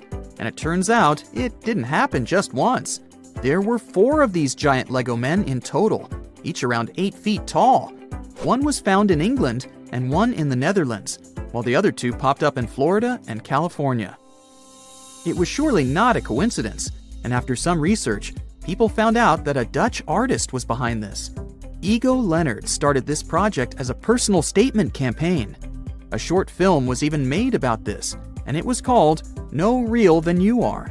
This sentence was written on each of the 4 Lego men put to sea. A bundle of over 50 letters was washed ashore in New Jersey on a beach in Atlantic Highlands back in 2012. It happened shortly after Hurricane Sandy had struck the area. A 14-year-old boy found the letters and gave them to his mom. She was so touched by them that she decided to carefully dry and return them to their owner. The letters were the correspondence of 2 people named Dorothy and Lynn. They were dated between 1942 and 1948.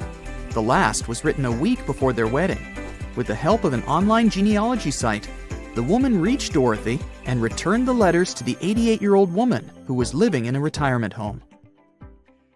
Fire! Fire! Everyone gets out of bed and rushes out to the street, but the whole city is ablaze. It's 1871, and the Great Fire of Chicago has just started. For 2 whole days, the Windy City, including the business district, saw nothing but ash, smoke, and flames. The fire stretched out for 4 miles, causing around $200 million in destruction. No one really knows how the Great Fire started, but some theories include a cow kicking over a lantern in a barn that quickly spread to the city. Other theories include a typical human mistake, and even a meteor shooting down from the sky, starting the massive fires. The problem was that any metropolitan area during the late 19th century was made almost entirely out of wood. Throughout history, our ancestors used wood to build shelters, ships, carts, and everyday objects, since wood was literally all over the place. Everything from cooking utensils, wheels, and tools to furniture was all wooden. Walking around town back then wouldn't feel as congested as a typical urban city today. After the Great Fire, buildings became predominantly made out of steel and concrete. China has the oldest and tallest timber building, or a ply scraper. It was built almost 1,000 years ago and is 220 feet tall, which is the equivalent of a 23-story building. It's still standing today after being restored a bunch of times. It survived around 7 major earthquakes. But just because a structure like this is still standing tall today, it doesn't mean we can go around building wooden skyscrapers out of nowhere. A lot of tall wooden structures exist today in Europe and the US, even though they were built after the steel and concrete rise. But they're just between 8 to 13 stories high. not enough to be labeled as skyscrapers. Japan plans to build a wooden skyscraper more than 1,100 feet tall, dubbed as the W350 project. They're scheduled to complete it by 2041 and turn modern cities into wooden wonderlands. The building will be made of 90% processed wood and 10% steel, and it won't be made out of regular wood. They'll use cross-laminated timber, or CLT, which is many sheets of wood glued and stuck together, creating a large plank that is even tougher than steel. But wooden structures are vulnerable to fire. Back at the time of the Great Fire of Chicago, they didn't have fireproof coatings that could be applied on the beams. Even steel structures have such coatings. And the beams of today won't be like the ones in the past. They're sturdy and big, so big that extremely high temperatures can't set them on fire. And in the case of steel, these boiling temperatures that can burn the wooden beams with the fireproof coatings will simply melt the steel structures. So either way, the problem of fire is unavoidable, and the aftermath is still the same, be it wood or steel. Every tall building sways with powerful wind. Wooden skyscrapers are no exception, and might be in more critical danger than their steel counterpart. But some engineers designed a way to avoid this problem by constructing the wooden building out of diamond and triangle shapes.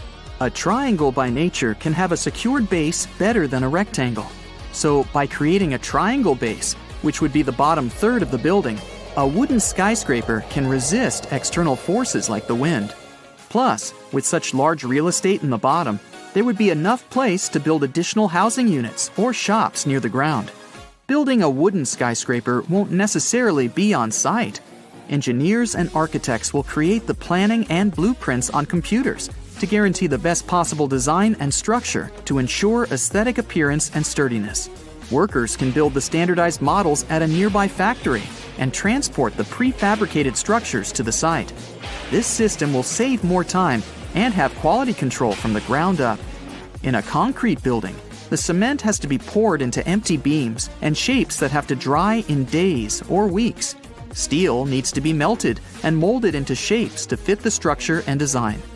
In the factories, the cross-laminated timber can be cut automatically and supervised by people to make sure nothing goes wrong. This will eventually save costs by not having that many construction workers.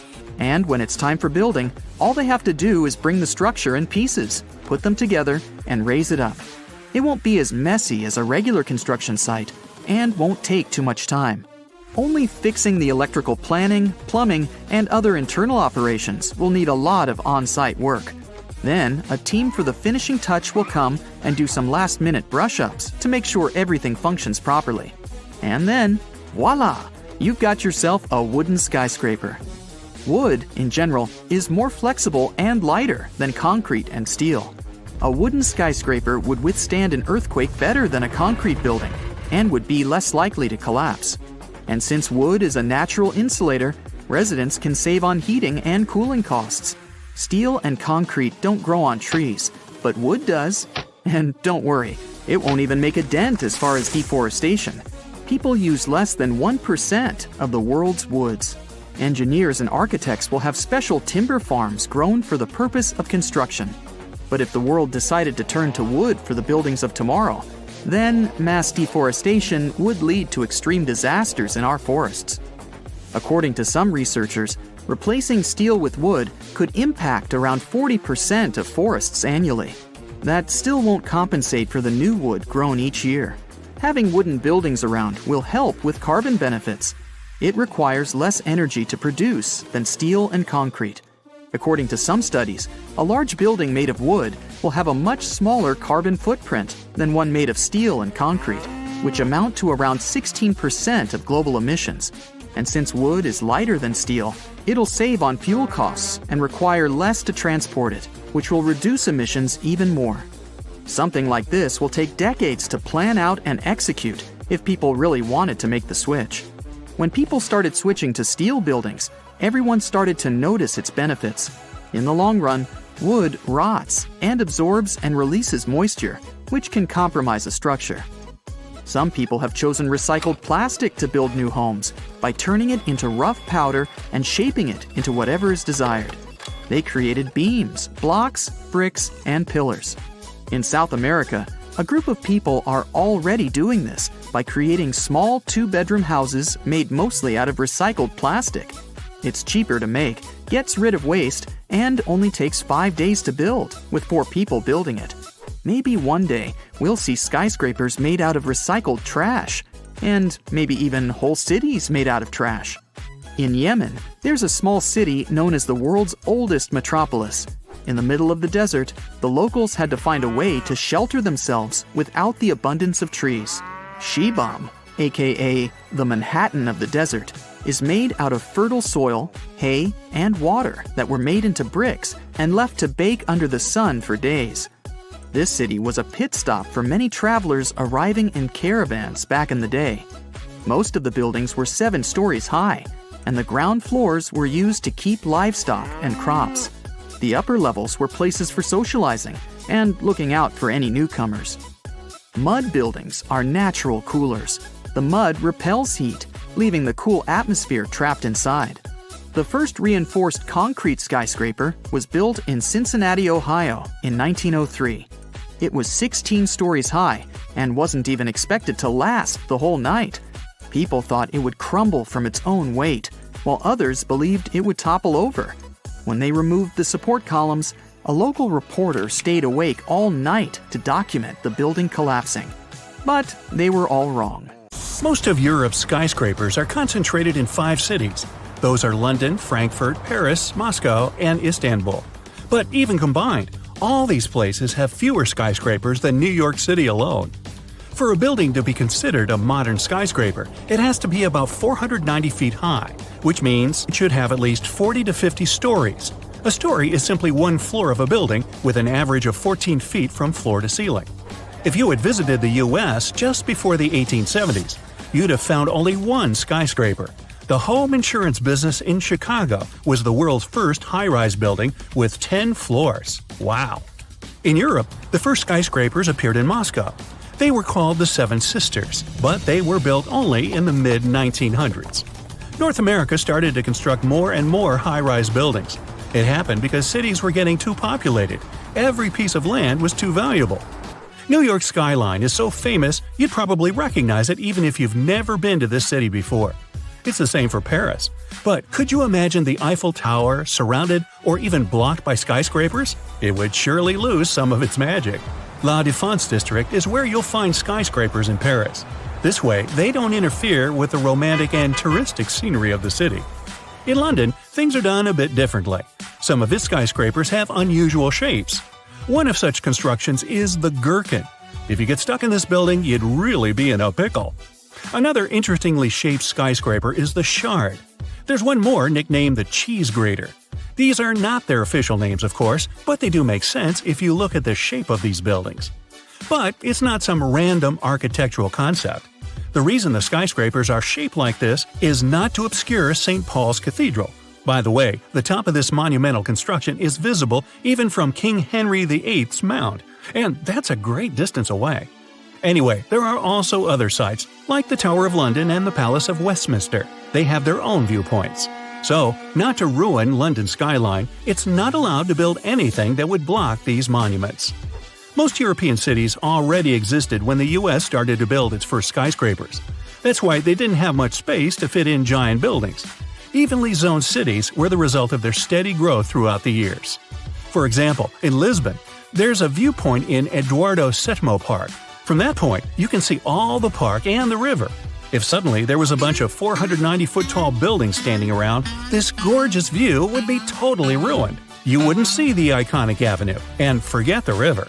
Instead, there are buildings. Like Lisbon, many other cities in Europe don't want skyscrapers to spoil their cultural heritage. Take Germany. Most of their skyscrapers are in Frankfurt. In other cities, they'd rather protect and restore the buildings that are already standing. And even if, let's say, Berlin wanted to home some skyscrapers, it wouldn't be able to do it in any case. Its soil just wouldn't allow it. Put a skyscraper there and it'll sink. Constructing a foundation for a very tall building in Berlin would mean investing a lot of money. The soil's too sandy and soft. But what if you ignored all the cultural heritage and still decided to fill a European city like Prague with skyscrapers? First, you'd have to demolish a lot of what already exists there. This would lead to an angry crowd of people complaining that the city they know and love is gone. Brussels has experienced this to a certain extent. There's even a term for this phenomenon: Brusselization. Simply put, it means not caring where you place new high-rise buildings. Here is fine. Oh, sprout one over there too. Hey, we could call them Brussels sprouts. Or not. But in most cases, city authorities don't want new constructions to change the historical appearance of the place. Some large European cities might even follow France's example and choose a separate district, a place just for skyscrapers. The Burj Khalifa, which is more than 2,700 feet high, is the tallest building in the world. It wasn't an easy feat to construct it. The skyscraper took 6 years to build, and folks say it was worth the effort. The construction is so tall, you can see it from 60 miles away on a clear day. The tallest building in Europe is only half that size. The Lotte Center in St. Petersburg is a bit more than 1,500 feet tall. Well, the question is, if skyscrapers are so tall, why don't they get knocked over by wind? Their structure, from the very foundation to the highest point of the building, is the answer. Take the Burj Khalifa, please. The soil where the skyscraper is built isn't ideal. So, beneath the 110,000-ton concrete foundation of this massive construction, there are 192 piles driven to a depth of more than 160 feet. Thanks to the friction between the concrete and soil, these piles don't move at all, creating a solid foundation. But most skyscrapers are built on bedrock because it barely shifts. Their frames are made of steel. If you looked at a skyscraper without its external structure, all you'd see would be a bunch of steel beams. The taller the building, the more the winds affect it. Taming them is one of the biggest challenges skyscrapers have to tackle. Imagine you're on one of the top floors of a skyscraper. Suddenly, a strong gust of wind hits the building. The entire construction starts wobbling, and you can feel it even inside. You might even get knocked over if you don't grab onto something. To avoid such a situation, most skyscrapers have a pendulum-like structure inside. It absorbs some of the wind's force. This thing is called a tuned mass damper. The mechanism acts as a counterweight. When the skyscraper gets hit by the wind, it's the tuned mass damper that moves instead of the building. Some high-rise constructions don't need this pendulum. The Shard, for example, deals with the wind with the help of its tapered shape, and Shanghai Tower uses its 120-degree twist. Both skyscrapers have incredibly smart structures. That's why they don't get too wobbly when the wind hits them. The Shard doesn't have a tuned mass damper whatsoever, and the one in Shanghai Tower only serves as a tourist attraction. Before a building's design is finalized, it normally undergoes a wind tunnel test. A model city is built and tested with this new super tall addition. When the experts turn the wind on, it simulates real-life conditions. Let's say the model skyscraper breaks under the wind's pressure during the test. Then the chances are it's going to tumble over in real life too. Winds up there can be so strong that things like wind turbines have become a thing. The Bahrain World Center has 3 of them right in the middle of the building. But there are some others. Strata SE1, for example, has wind turbines at the top. There's a phenomenon called the downdraft effect. It's accelerated winds near the skyscraper. When a powerful gust of wind hits a high-rise building, it gets pushed upward around the sides of the construction and down toward the street. That's why if you're passing by a particularly tall building on a windy day, you might have to force your way around. But let's say several square-cornered skyscrapers are built next to each other. Then they're likely to channel the wind through the streets. This can create many hurricanes on especially windy days. A study once examined 100 tallest buildings that were about to be dismantled by their owners. It turned out most of them had an average lifespan of a mere 42 years, but some of them can last much longer. For example, the Temple Court building is still standing to this day. At 150 feet, it's a bit smaller than others, but it's already seen 100 winters throughout its life. Now, the first thing that comes to mind when you think of getting rid of a building is dust, debris, and deafening noise. But things aren't quite as dramatic as that for most skyscrapers. When you want it gone, you take it apart, bit by bit. This process starts from the top and goes all the way down to the bottom. Voila! The building is slowly disappearing in front of your eyes. Abracadabra. You're standing in the middle of a vast, empty desert in Saudi Arabia. But in the middle of that emptiness, 2 enormous mirrored skyscrapers rise side by side, in perfect parallel to each other.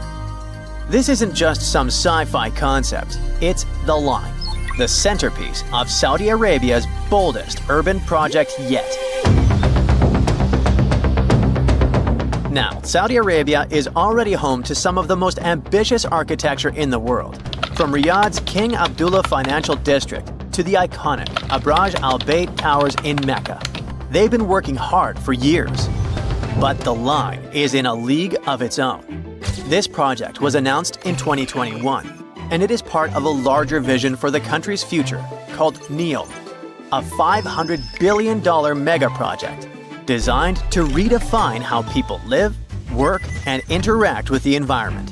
I mean, what could go wrong, right? Well, I don't know. But Nadmi Al Nasser, the longtime chief executive of the ambitious project, has recently departed. Suspicious. Even more so because NEOM's statement issued soon after did not give any plausible reason for his departure. Then, the line project itself was originally expected to cost around $200 billion. But by 2024, that number had skyrocketed to a mind-blowing $2 trillion. That's about twice Saudi Arabia's entire GDP. And if you ask independent experts, they think it could end up costing even more. At first, the plan was to build about 10 miles of the project and have 1.5 million people living there by 2030. By now, the expectations are way more modest. Only just under 1.5 miles are likely to be done by 2030, with fewer than 300,000 residents. The project has come across a lot of problems along the way. Engineering issues and management problems have caused major delays, and progress hasn't been as fast as hoped. And now, let's figure out what exactly is the line. It's a literal city made up of 2 parallel skyscrapers, each towering 1,640 feet high. That's higher than almost all the tallest skyscrapers in the world. These skyscrapers are 656 feet wide and stretch for a mind-boggling 106 miles across the northwest of Saudi Arabia, right near the Red Sea. The most astounding thing? The entire city is actually within this one structure. There are no cars, no roads, no emissions. But we'll go into detail a bit later. The complex is supposed to house 9 million people, and all of this running entirely on clean energy. Such a project aligns perfectly with Saudi Arabia's ambitious Vision 2030 plan. The outside of the skyscrapers will be covered in mirrors that will reflect the surrounding desert landscape, creating an almost seamless blend between the city and its surroundings. Inside, there will be lush parks, cascading waterfalls, flying taxis, and even robot helpers to take care of everyday tasks. They're also planning to make an artificial moon as part of the city's design. One more thing that makes the line so unique is its design. Unlike traditional cities that spread out horizontally, the line is vertical. Everything, homes, offices, parks, schools, shopping centers, are stacked on top of each other in layers. This means that residents won't need to travel long distances to get what they need. In fact, the designers promise that all amenities will be within a 5-minute walk from anywhere in the city. And while it's compact in width, the city's vertically layered structure means it can comfortably fit all 9 million residents, while leaving plenty of room for parks, natural spaces, and modern conveniences. There's even a plan for year-round climate control, keeping both indoor and outdoor spaces at comfortable temperatures, no matter how harsh the desert weather gets. Of course, even with everything close by, people will still need to get around the city. Worry not. The line has it covered in the most futuristic way possible. It features a high-speed train system that will travel from one end of the city to the other in just 20 minutes. That's 106 miles in 20 minutes with only 4 stops along the way. Imagine being able to get anywhere in the city faster than you could drive across town in most places today. Besides the train, the line will also have autonomous vehicles. Those will be cars and shuttles driving themselves with the help of advanced technology. They will handle everything from parking to going around obstacles. Even cooler, in the line, every car, train, and any other piece of infrastructure will be connected in a huge network called the Internet of Things. Sensors and real-time data will allow traffic to flow smoothly, preventing delays and reducing congestion. They first spoke about the NEOM project in 2017. Besides the line, NEOM is supposed to include an octagon-shaped floating industrial city and a posh mountain ski resort. There, Saudi Arabia will host the Asian Winter Games in 2029. Plus, there will be the world's largest green energy plant, which will make the region self-sufficient and sustainable. The goal of NEOM is to attract people from around the world, not just to visit, but to live there. Residents will even be given their own identity, Neomians. Not everyone thinks this construction is a good idea. Some urban planners and architects have pointed out pretty big flaws in the city's straight-line layout. You see, in a regular city like Johannesburg, which covers way more ground than the line, two random people are usually only about 20 miles apart. But in the line, the average distance between two random people would be 35 miles. That's almost double, even though the line's overall area is way smaller. This setup could make it harder for people to connect socially and might be a pain to navigate, even with a high-speed train zipping through it. Now, they promise that every resident will have everything they need within a 5-minute walk, but there are doubts too. People wonder if living in a super compact, stacked-up design might end up feeling claustrophobic or even too much to handle. As for the whole mirrored exterior idea, it looks pretty cool in renderings. But there's an opinion it could actually mess with the environment. Reflecting all that sunlight in a desert might disturb local wildlife or create unexpected heat issues. The line's high-tech features sound amazing, but they come with their own set of headaches. The city is supposed to run on the Internet of Things tech and autonomous vehicles. Sounds awesome, right? But how are they going to pull that off for a 106-mile-long city? For things to run smoothly, every piece of tech, cars, trains, infrastructure, needs to be perfectly in sync, sharing tons of real-time data. If there's even a tiny glitch, it could throw a wrench into daily life for millions of people. Then there's that high-speed train. It does sound like a dream, but actually building and keeping it running in the middle of a desert is not so easy. The heat, shifting sands, and wear and tear on the tracks could cause big delays and rack up costs pretty quickly. People around the world are questioning if the line is even doable. The first inhabitants were supposed to start living there by 2030, but there are reports about scaling the project back, so that deadline feels like a big stretch. There's also a sustainability issue. The line is supposed to have zero emissions and 100% clean energy. But building something so massive is bound to take tons of resources. With all these challenges, Saudi Arabia is looking into new ways to fund the line and figure out which parts of their Vision 2030 projects to prioritize. An insider has recently said that some projects might go ahead as planned, while others could be delayed or scaled down. This lines up with what Ali Shahabi, who's on NEOM's advisory board, has said. He admitted that the Vision 2030 goals were always meant to be super ambitious. Like, almost too ambitious. But he argued that even if they only pull off part of it in time, it'll still be a big deal. What you're viewing is recognized as the most densely populated location to have ever existed. It spans just 6.4 acres, which is equivalent to 13 Starbucks coffee shops located in the Empire State Building.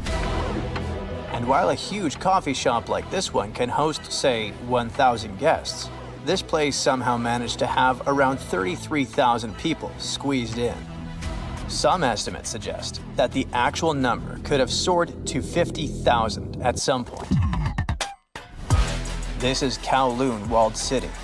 The city is relatively young, settled in 1898, but its history goes back nearly 1,000 years to the Song dynasty. Originally a modest fortification, it remained largely unchanged until renovations in 1847 added defensive walls, leading to its revival a half-century later. But back then, the area was sparsely populated rather than crowded. To really understand just how packed this area got by the mid-20th century, let's compare it to some others.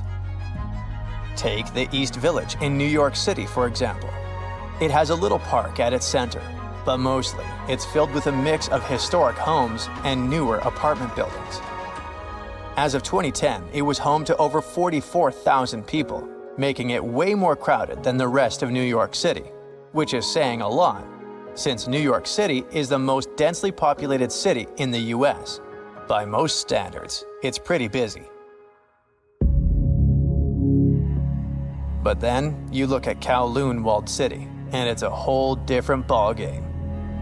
If all the land there could be split proportionally between the residents, that would be somewhere around 5.5 to 8.5 square feet per person, if we count land only, while science claims people need 200 to 400 square feet at home just to feel good. So, why was everything crammed together like that? Well, it comes down to Kowloon Walled City's unique status. It was never officially part of the rest of Hong Kong. What started as a small Chinese military outpost became more significant when a larger fort was built nearby, coinciding with the rise of Canton Harbor. After the fall of the Qing dynasty, this site transformed into a tourist destination, eventually becoming home to around 400 squatters. However, in the 1930s, the Hong Kong authorities intervened, relocating the inhabitants and demolishing the dilapidated structures. The 1940s and 50s were pretty rough times for folks in Kowloon. And while the residents were somewhat accustomed to different countries vying for control over their land, they were definitely caught off guard by natural disasters. In January 1950, a massive fire broke out that wiped over 2,500 huts, leaving almost 3,500 families, which is about 17,000 people without homes.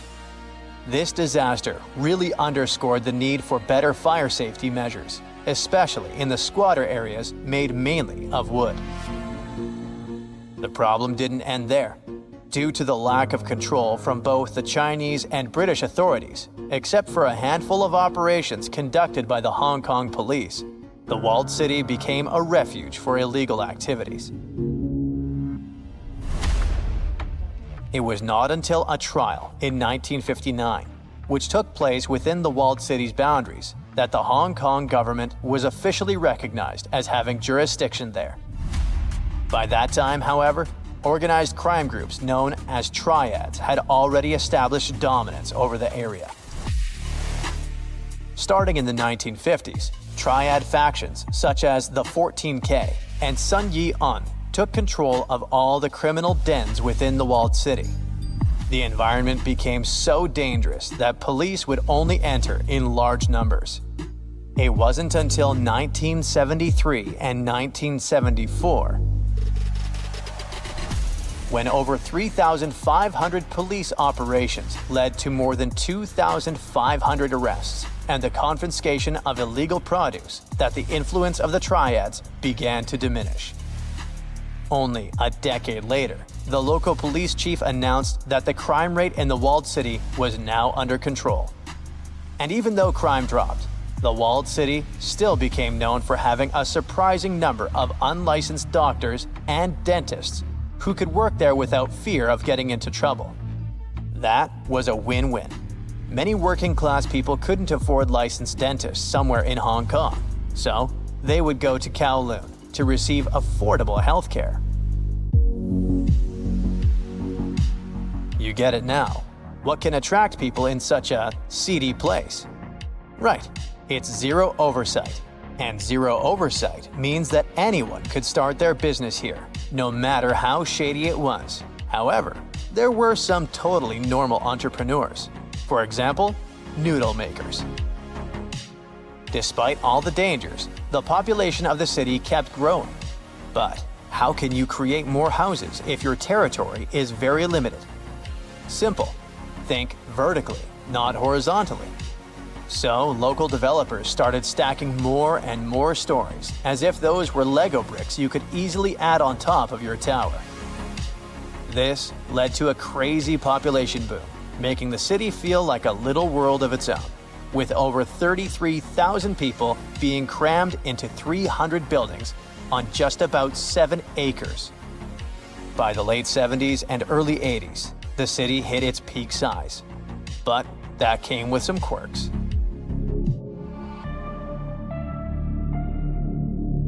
However, there were limits on how tall buildings could go. Those could not exceed 13 to 14 stories, and it was because of planes flying into Kai Tak Airport. Yeah, living close to the airport meant residents had to deal with a lot of noise. Water was provided through 8 municipal pipes, although there were options for wells too. Some streets barely saw any natural light thanks to the way buildings were packed in, and fluorescent lights were the go-to for illumination down below.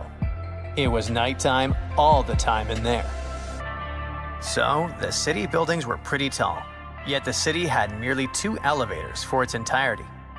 At the base of various skyscrapers, both shared and private mailboxes were affixed to the walls.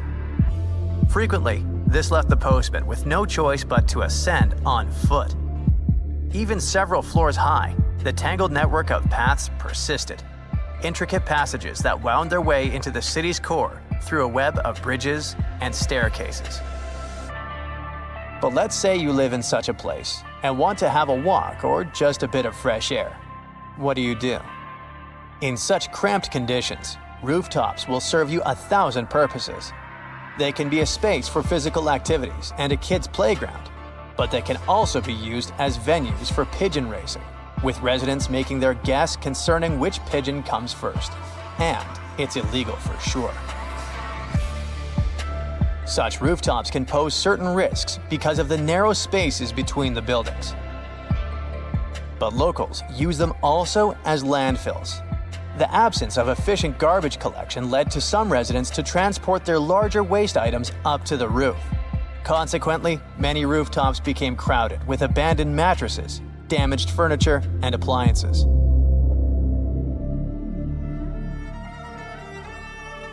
Hey, I get the feeling that I'm talking about something that actually exists. Sorry for that, I totally forgot to mention the most important thing. This city ceased its existence back in the 1990s. What happened? Long story short, both Chinese and British authorities grew increasingly weary of the chaos unfolding in the city. Control was difficult, if not impossible. Criminals kept proliferating and the area was in disarray. Consequently, officials from both countries chipped in and allocated approximately $350 million in compensation for the locals, who had been kicked out of that area as the city was demolished. Kowloon exists today, but not as the infamous walled city. It's now an urban area in Hong Kong, which is located in a completely different place. It just has the same name. As for the area that used to be Kowloon, there's now a park known as Kowloon Walled City Park. Architects and thinkers still look back at Kowloon as a prime example of the organic megastructure concept from the 60s, which envisions cities as flexible networks that grow and change with their residents. Almost forgot. If you're looking to catch a glimpse of the real deal, you should watch Crime Story, starring Jackie Chan, as some scenes were filmed there. Back in the 12th and 13th centuries, Bologna used to look like modern-day Manhattan. No one knows exactly how many towers resembling skyscrapers it used to have, but the most likely number is at least 100. The tallest of them was around the same height as Big Ben. When the towers were built, Bologna was one of the largest cities in Europe. Construction projects were massive and ambitious. Someone built cathedrals and town halls, and the richest noble families also erected towers, possibly as a symbol of status and wealth. There was no place in the city center to build grand castles, so they had to go up with the construction. They didn't actually live in those towers, but in smaller structures next to them.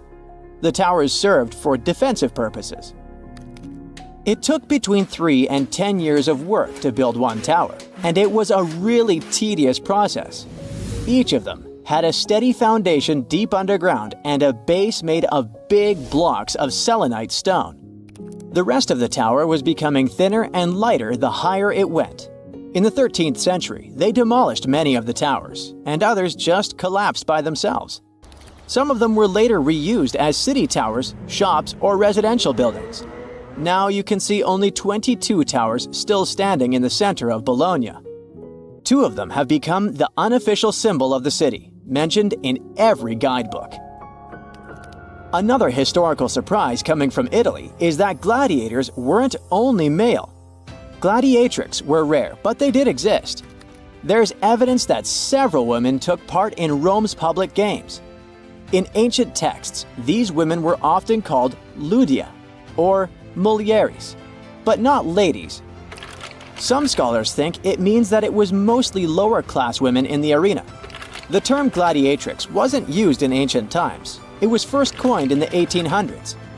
Women who chose to become gladiators seemed to do so for independence, fame, financial rewards, and probably debt remission. They were most likely honored like male gladiators.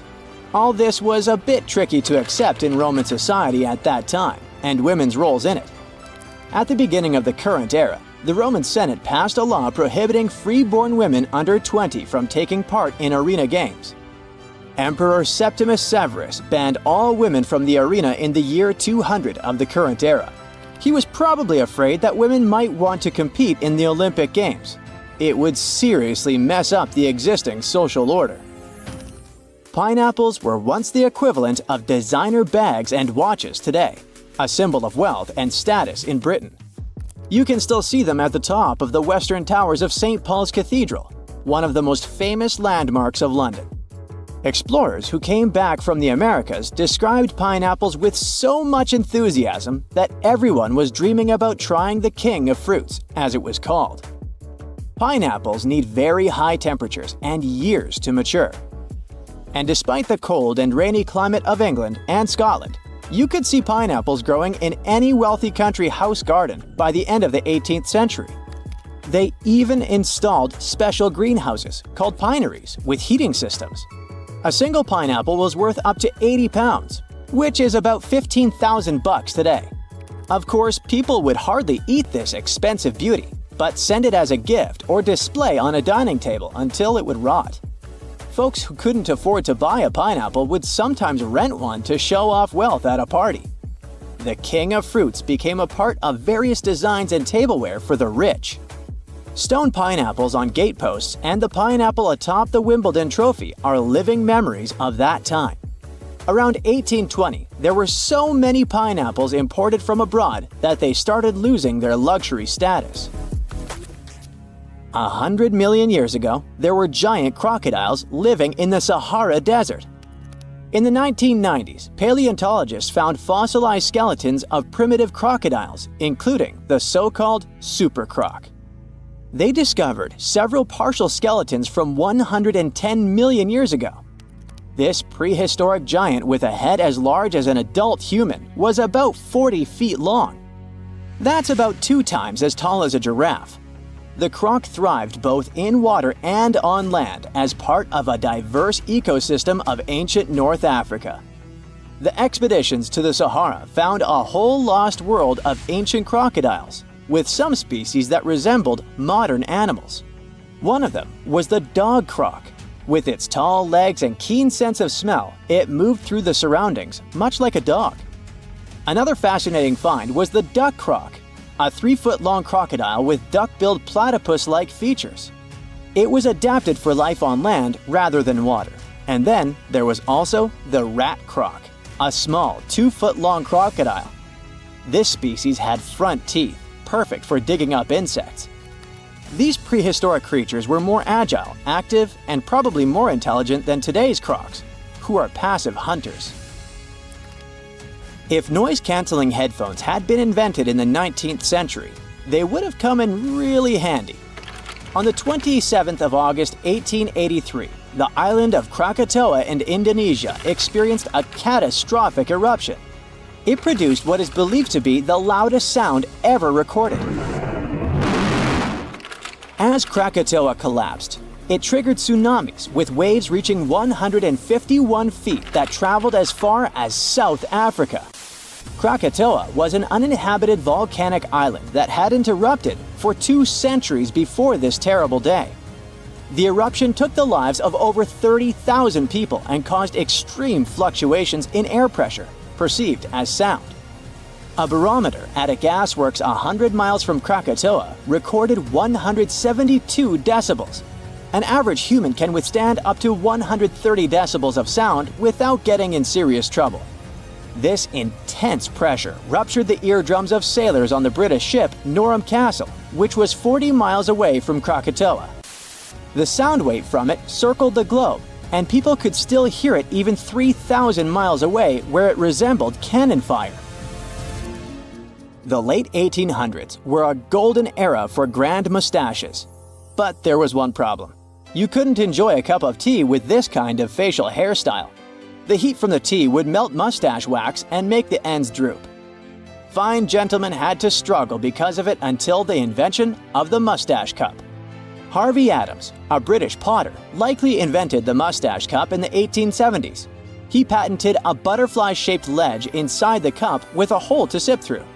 Thanks to it, the mustache didn't get wet. These cups quickly became a hit, first in the UK and then across Europe. In the United States, they were sold at stores like Sears and Marshall Field's, now part of Macy's. Mustache cups came in various shapes and sizes. Some, like farmers' cups, could hold up to a pint of tea. Others were smaller porcelain pieces shaped like conch shells or decorated with the owner's name. They often came with matching saucers. Lord Byron, one of the greatest British poets, kept numerous dogs and cats and a whole bunch of exotic animals. There was a monkey, a crocodile, a fox, peacocks, a bear, and several badgers. When Byron attended Trinity College, Cambridge, college rules prohibited keeping dogs on the grounds. He got really angry and decided to go around the rules. Byron brought a tame bear as his pet. The college authorities argued with him, but since the statutes did not specifically mention bears, they had no legal grounds to remove either the bear or its owner. Byron walked the bear on a chain, talked to it, and even considered applying for the bear to become a student at the college. We still don't know how and where Byron got the bear, but when he left Cambridge, he took the bear with him to his estate in London. Have you ever wondered how cool buildings of the future are going to look? Well, hold on tight because artificial intelligence is here to revolutionize the world of architecture. AI is a great sidekick. It can give the architects incredible new tools to create mind-blowing structures that are not only stunning, but also eco-friendly and super efficient. So let's check what our beautiful future might look like. First of all, you know how cities can get crazy busy and overwhelming, right? Well, guess what? AI is here to save the day and make our cities super smart. Imagine you're cruising down the road in your flying car. Yes, we'll have those. Thanks to AI, the traffic flows like a dream. No more endless gridlock. The city knows where the most likely crime spots are and takes proactive steps to keep us safe. It's like having superheroes on every corner. And hey, forget about trash piling up. AI makes sure waste is managed efficiently, keeping our city clean and fresh. They can act as a city manager who can optimize everything from traffic to safety and even waste disposal. They can analyze tons of data from all sorts of places like sensors and social media. With all that information, they can help city planners make brilliant decisions that make our lives better. Okay, so you stroll down the street, and your eyes are instantly captivated by an extraordinary building. Its futuristic curves and features make it stand out from the rest. And it not only catches your eye, but also gives Mother Nature a high five.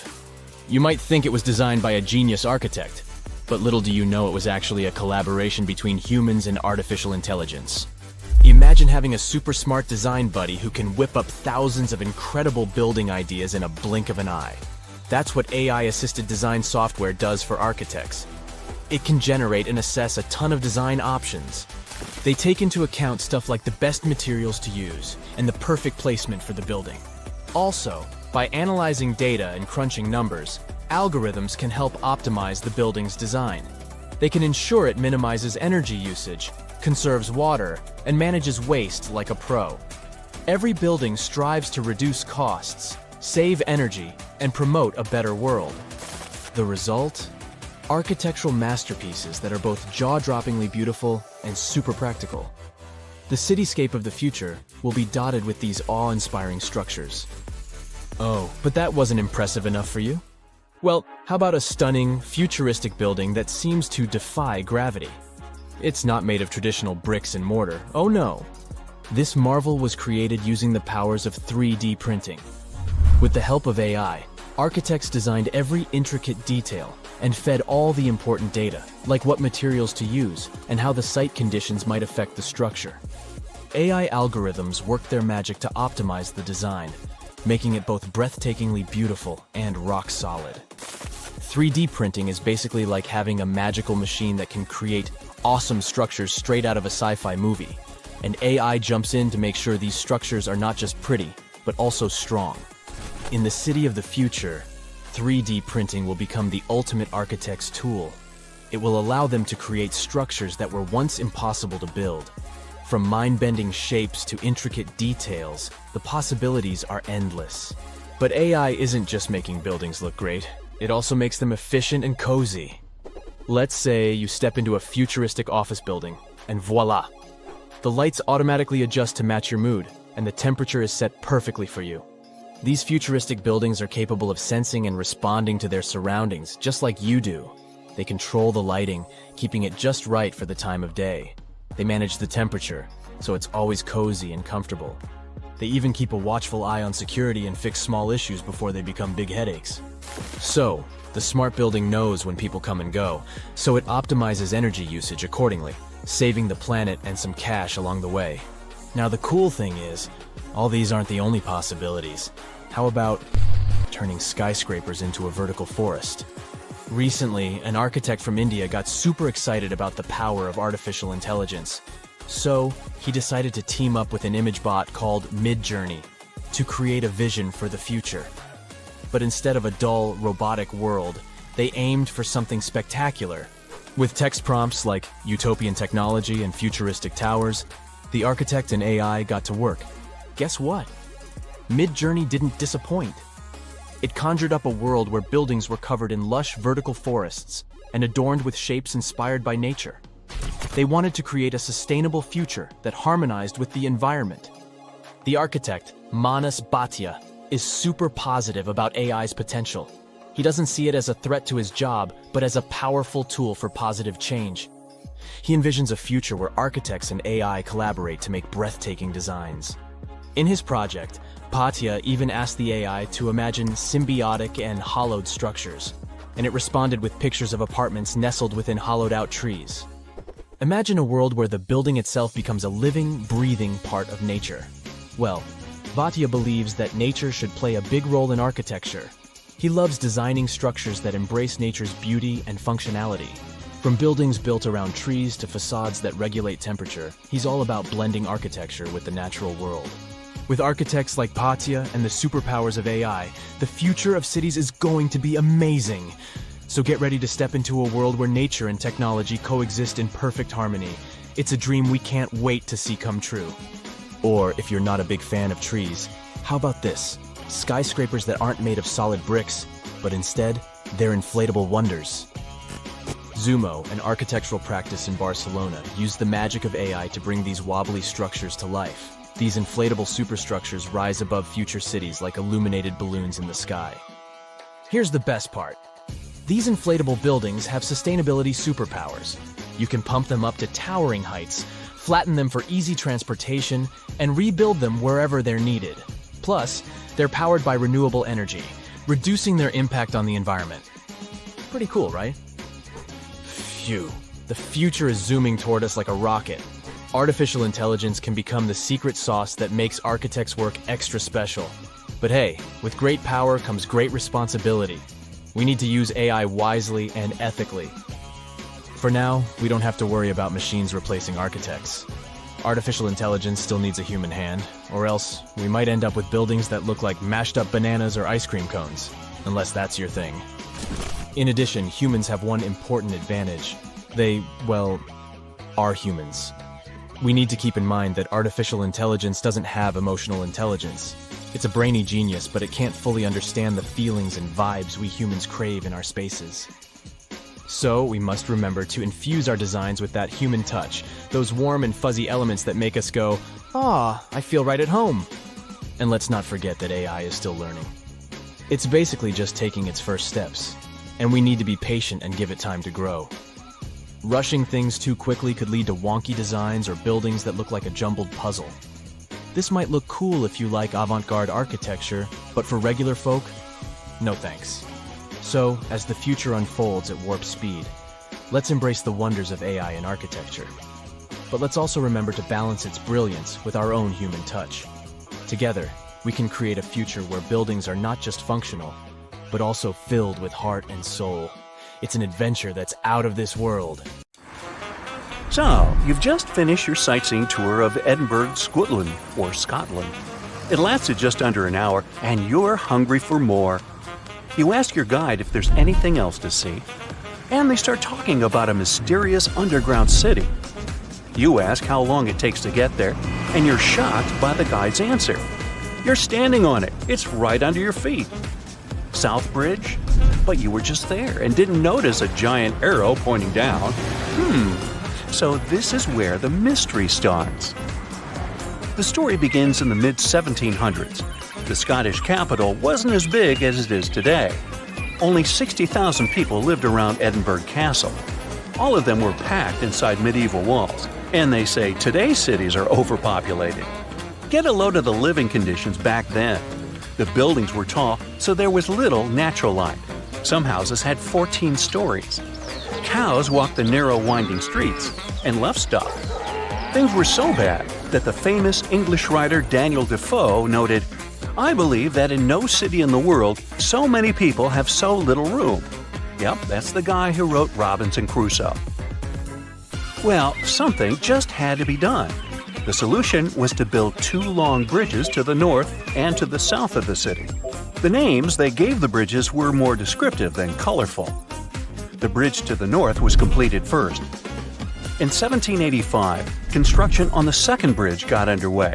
It was going to connect the main pedestrian street in the north with the university buildings in the south of Edinburgh. But don't think of this construction as a modern bridge over a river. It was more of a viaduct, a type of bridge that connects 2 hills across a valley. The word viaduct comes from Latin, as Romans were pioneers in building these structures. Their capital was built on 7 hills. And just to be copycats, Edinburgh also straddled 7 major hills. Only 2 are visible today because the city has been built up. Now, back in the 18th century, the construction of the South Bridge was a remarkable feat of engineering. It took the builders only 3 years to complete it. 19 stone arches spanned a chasm that was 31 feet at its deepest point, and the length over 1,000 feet. Impressive, even for today's standards. But what does a 2.5 centuries old viaduct have to do with an underground city? Well, it is the city. You see, they designed Southbridge to be hollow on the inside. As you walk along this street today, there is actually a huge human-made cave beneath your feet. The popular name for this set of chambers is the Edinburgh Vaults. But what was the purpose of this space? And is there something or someone there now? Well, let's take it one step at a time. The builder's original intention was for these vaults to serve as merchant shops. At first, it worked out fine. Merchants used a total of 120 vaults as shops and warehouses. There were workshops, cobblers, and taverns. But as time went by, a major design flaw came to light. The stone was leaking, and the vaults were damp all the time. There was even flooding. The builders forgot to waterproof the structure. The merchants feared the water would damage their precious goods. After just a couple of years, the first tenants started moving out. Once legal trade moved away from the vaults, the city's poor moved in. And not only them, but all sorts of shady characters. Historians don't know much about this period, since there are no written records. But even the squatters had to leave soon. If you couldn't do business in these vaults, how could you live in them? It was damp and cold, and there was no ventilation, sanitation, or natural light. It really stunk. Every real estate agent's worst nightmare. Just 30 years after their completion, the South Bridge vaults were abandoned once and for all. But at a street level, business was as usual. The officials decided to fill the vaults with rubble for security purposes. Buried and forgotten, the memory of a once teeming merchant quarter of Edinburgh slowly faded from people's minds. Now, this is where the story gets a bit weird. During the 1980s, a Scottish rugby player accidentally found a tunnel leading into the vaults. The athlete didn't waste any time and started excavating the vaults with the help of his son. Several tons of rubble, and a decade later, the South Bridge vaults have been restored to their former glory, so to speak. They were again dark and damp as they were back in the 1700s. There were many interesting finds in this underground city. The vaults were littered with oyster shells, which were the standard diet for a working-class resident of Edinburgh at the time. Other finds, such as shoes and empty bottles, suggested that people actually lived in these claustrophobic vaults. Think of this the next time you see someone trying to rent their garage as an apartment. So, your guide was right. There really is a hidden city under the streets of Edinburgh. Well, at least one street. You have now gone down from the main pedestrian street into Cowgate. You look up and there it is, the only visible arch of the once impressive bridge. You are now searching online to book a tour of the vaults. You just have to see this place with your own eyes. But the Scottish capital isn't the only city with a mysterious underground. The historic region of Cappadocia in central Turkey hides no less than 36 cities beneath the ground. The biggest and the most impressive one wasn't discovered until 1963. It was built during the Byzantine era to protect the local population from invaders. We have similar structures made out of concrete in our cities, but the level of the Turkish underground city is really impressive. There are several levels, like in a multi-story car garage. The caves and tunnels lie 197 feet underground. That's 2/3 of the Statue of Liberty's height. The city could house 20,000 people at any given time, complete with livestock and food. The smell. Anyway, 20,000 is the average attendance at Major League Soccer matches today. You might want to add a field trip to one of these places the next time you go to Turkey. Most of these cities in Cappadocia can be found in rural areas. Makes sense, right? After all, they were dug out as hiding places. But in Europe, there is one city whose underground labyrinth resembles the vaults of Edinburgh. You've probably heard of Pilsen in the Czech Republic. But hold on a second, this isn't going to be a story of the most famous local product, something brewed perhaps? It's the story of a medieval city that survived underneath the streets of Pilsen. Water wells, cellars, and passageways stretch for more than 12 miles. Merchants and craftspeople used Pilsen's historical underground for storage. Water, food, ice, you name it. The waterworks are pretty impressive. Historians estimate that 360 wells are located under Pilsen's historical town center. In times of instability, the passageways served as safe havens for the locals. They definitely didn't go thirsty down there. Today, most tourists visit these mysterious underground cities. But in Canada, there's one where people live and work. The construction of Montreal's underground city began in 1962. The initial idea was to shelter traffic. That's a nice way to say that city officials were building a metro station. The idea caught on and the project expanded. Now, it's a real-life urban maze hidden under the downtown area. Need a place to stay? There are hotels down there. Want to grab a bite? Step into one of the underground restaurants. Multiple shops, a library, cinemas, the list is long. There are even residential complexes. But how can people live under the ground? Simple. Although the city itself lies beneath the earth, the access points are at ground level. You can enter the 20-mile-long tunnel network at more than 120 places. Oh, that's another place down under. Oops, sorry, Australia. I bet you've never heard of the legendary oasis of Zerzura. This ancient city is said to be hidden somewhere deep in the Sahara Desert, and its discovery could mean unimaginable riches and untold secrets. According to an anonymous 15th century Arabic guide, the key to unlocking the city lies in the beak of a bird carved on the city gate. Zerzura might not be as popular as Machu Picchu or the pyramids, but that just makes it more mysterious. Legend has it that Zerzura is built around this big oasis somewhere in the desert west of the Nile. Apparently, it's made out of white stone and has all these luxurious houses and gold decorations. The story goes that a scribe wrote down the account of a traveler who stumbled upon Zerzura while looking for his lost camel.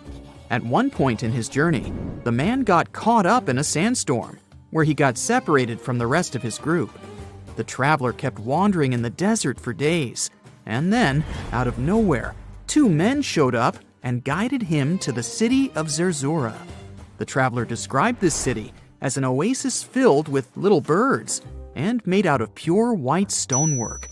The city is also said to be guarded by giants. In 1835, an English Egyptologist named John Gardner Wilkinson mentioned the city in one of his books. He spoke to a man from Egypt who found the city by accident after days of wandering through the desert.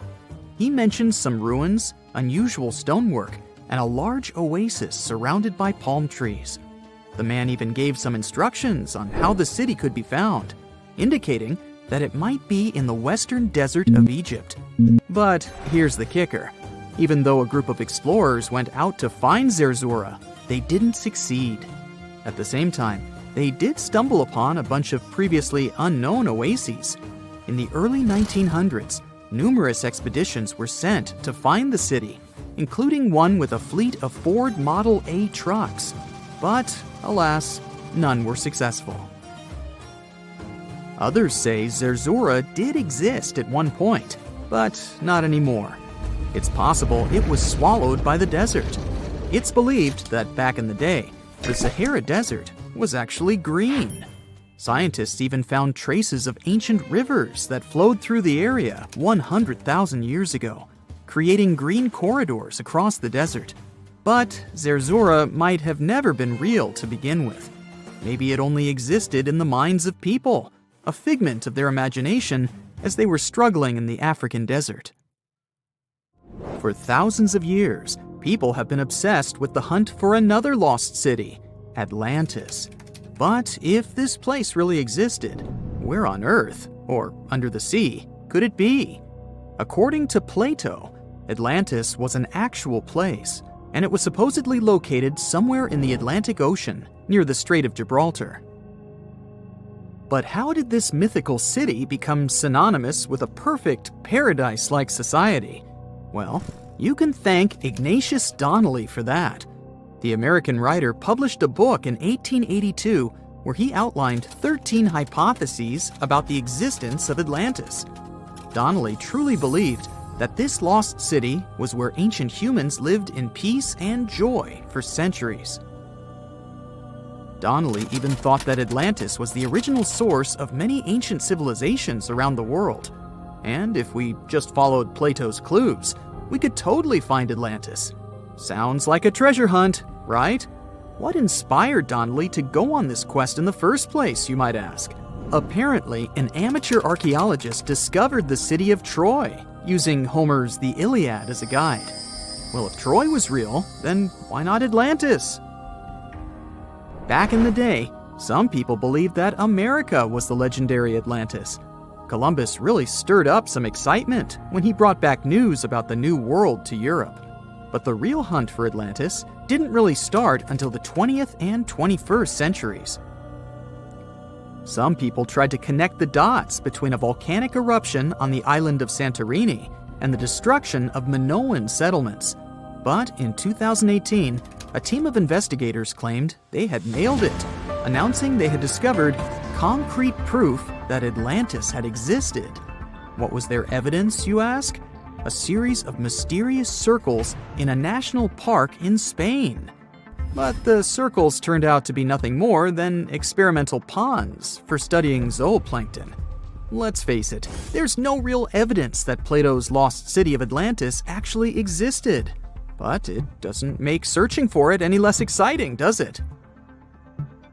The Fountain of Youth isn't a lost city per se, but it is another mythical location that many have claimed to have stumbled upon over the years. Long ago, people were obsessed with the idea of living forever, or at least extending their lives as much as possible. Each culture had its own wild story, like the Greeks talking about a magic fountain that let people live longer, or Alexander the Great finding a river of paradise that could heal the wounded. Japanese legends spoke of hot springs that could make you young again, while the Caribbean locals talked about the restorative powers of the water in one of their own mystical lands. Explorers searched far and wide for these magical waters, but nothing. Probably the most famous of all was the story of the Spanish explorer Juan Ponce de Leon, who thought he'd found it in Florida. Now, Ponce de Leon was quite a character.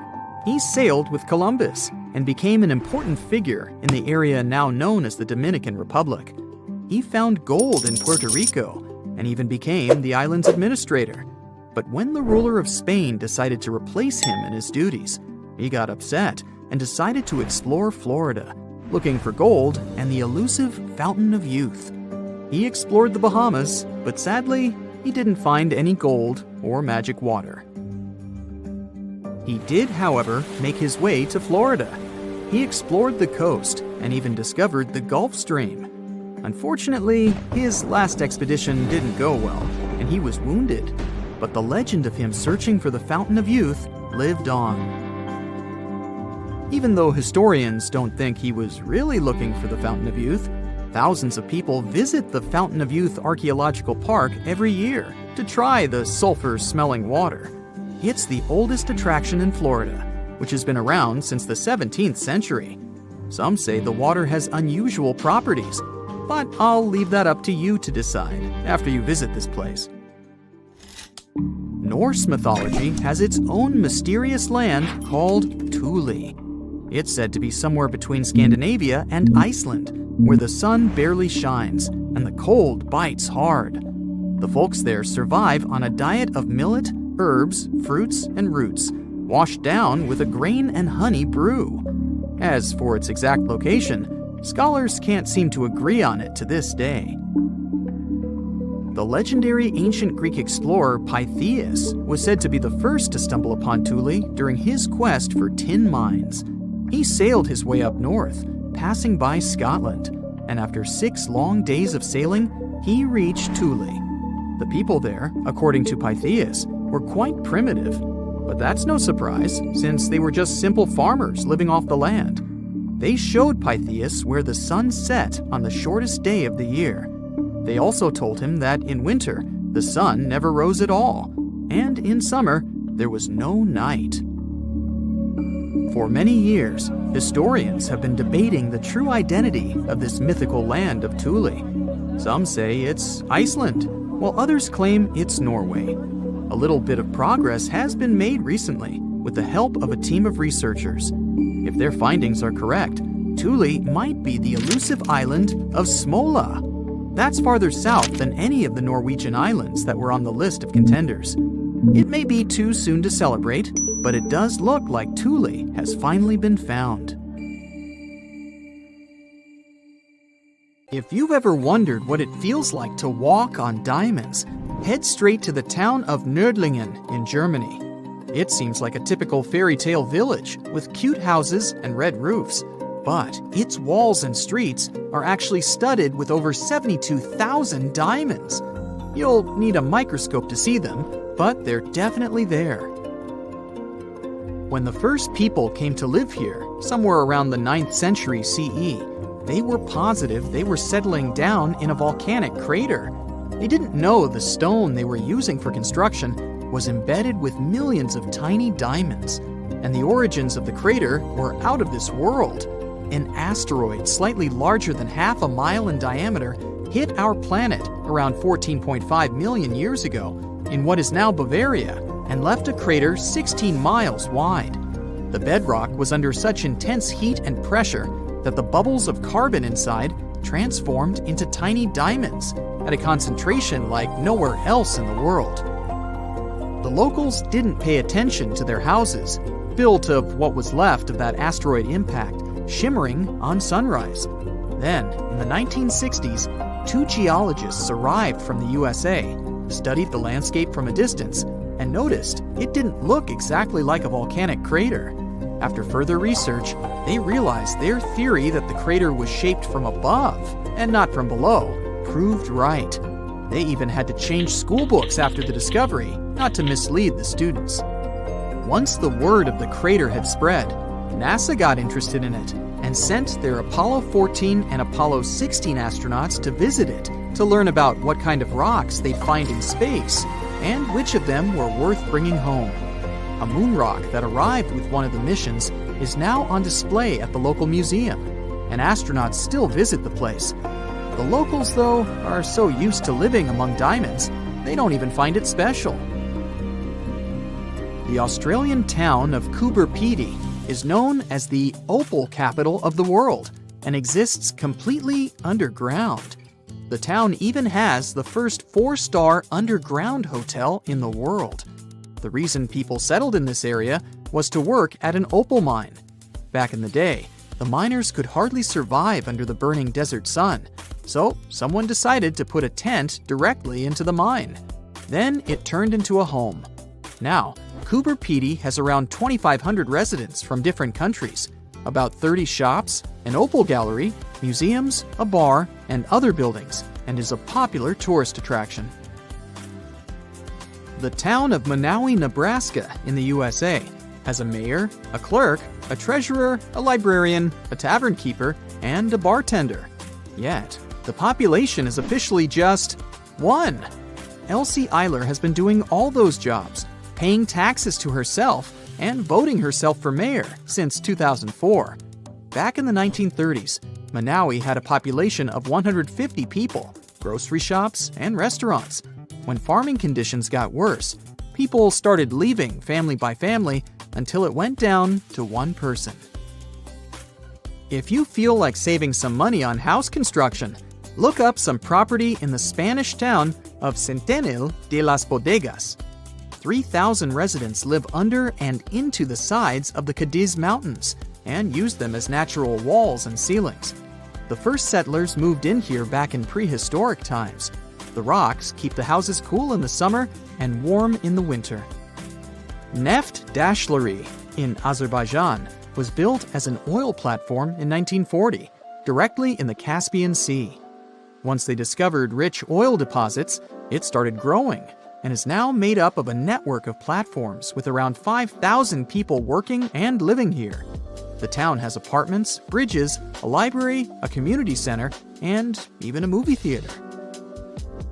The Japanese village of Nagoro has an unofficial second name, the Scarecrow Village. The last children were born here over 20 years ago. It officially has less than 50 residents, but it feels complete thanks to 350 life-size human dolls. When a local lady came back here in 2000 to look after her aging father, she saw the empty streets, shops, and schools. To change that, she and her friends started making cute dolls to replace the residents. The entire town of Whittier, Alaska, lives under one roof of a 14-story building of a former barracks. That's around 220 people who live here all year round, plus all the shops, a police station, a post office, a hospital, and a church. The locals are mostly working in commercial fishing, recreation, and tourism, or for the state ferry and railroad.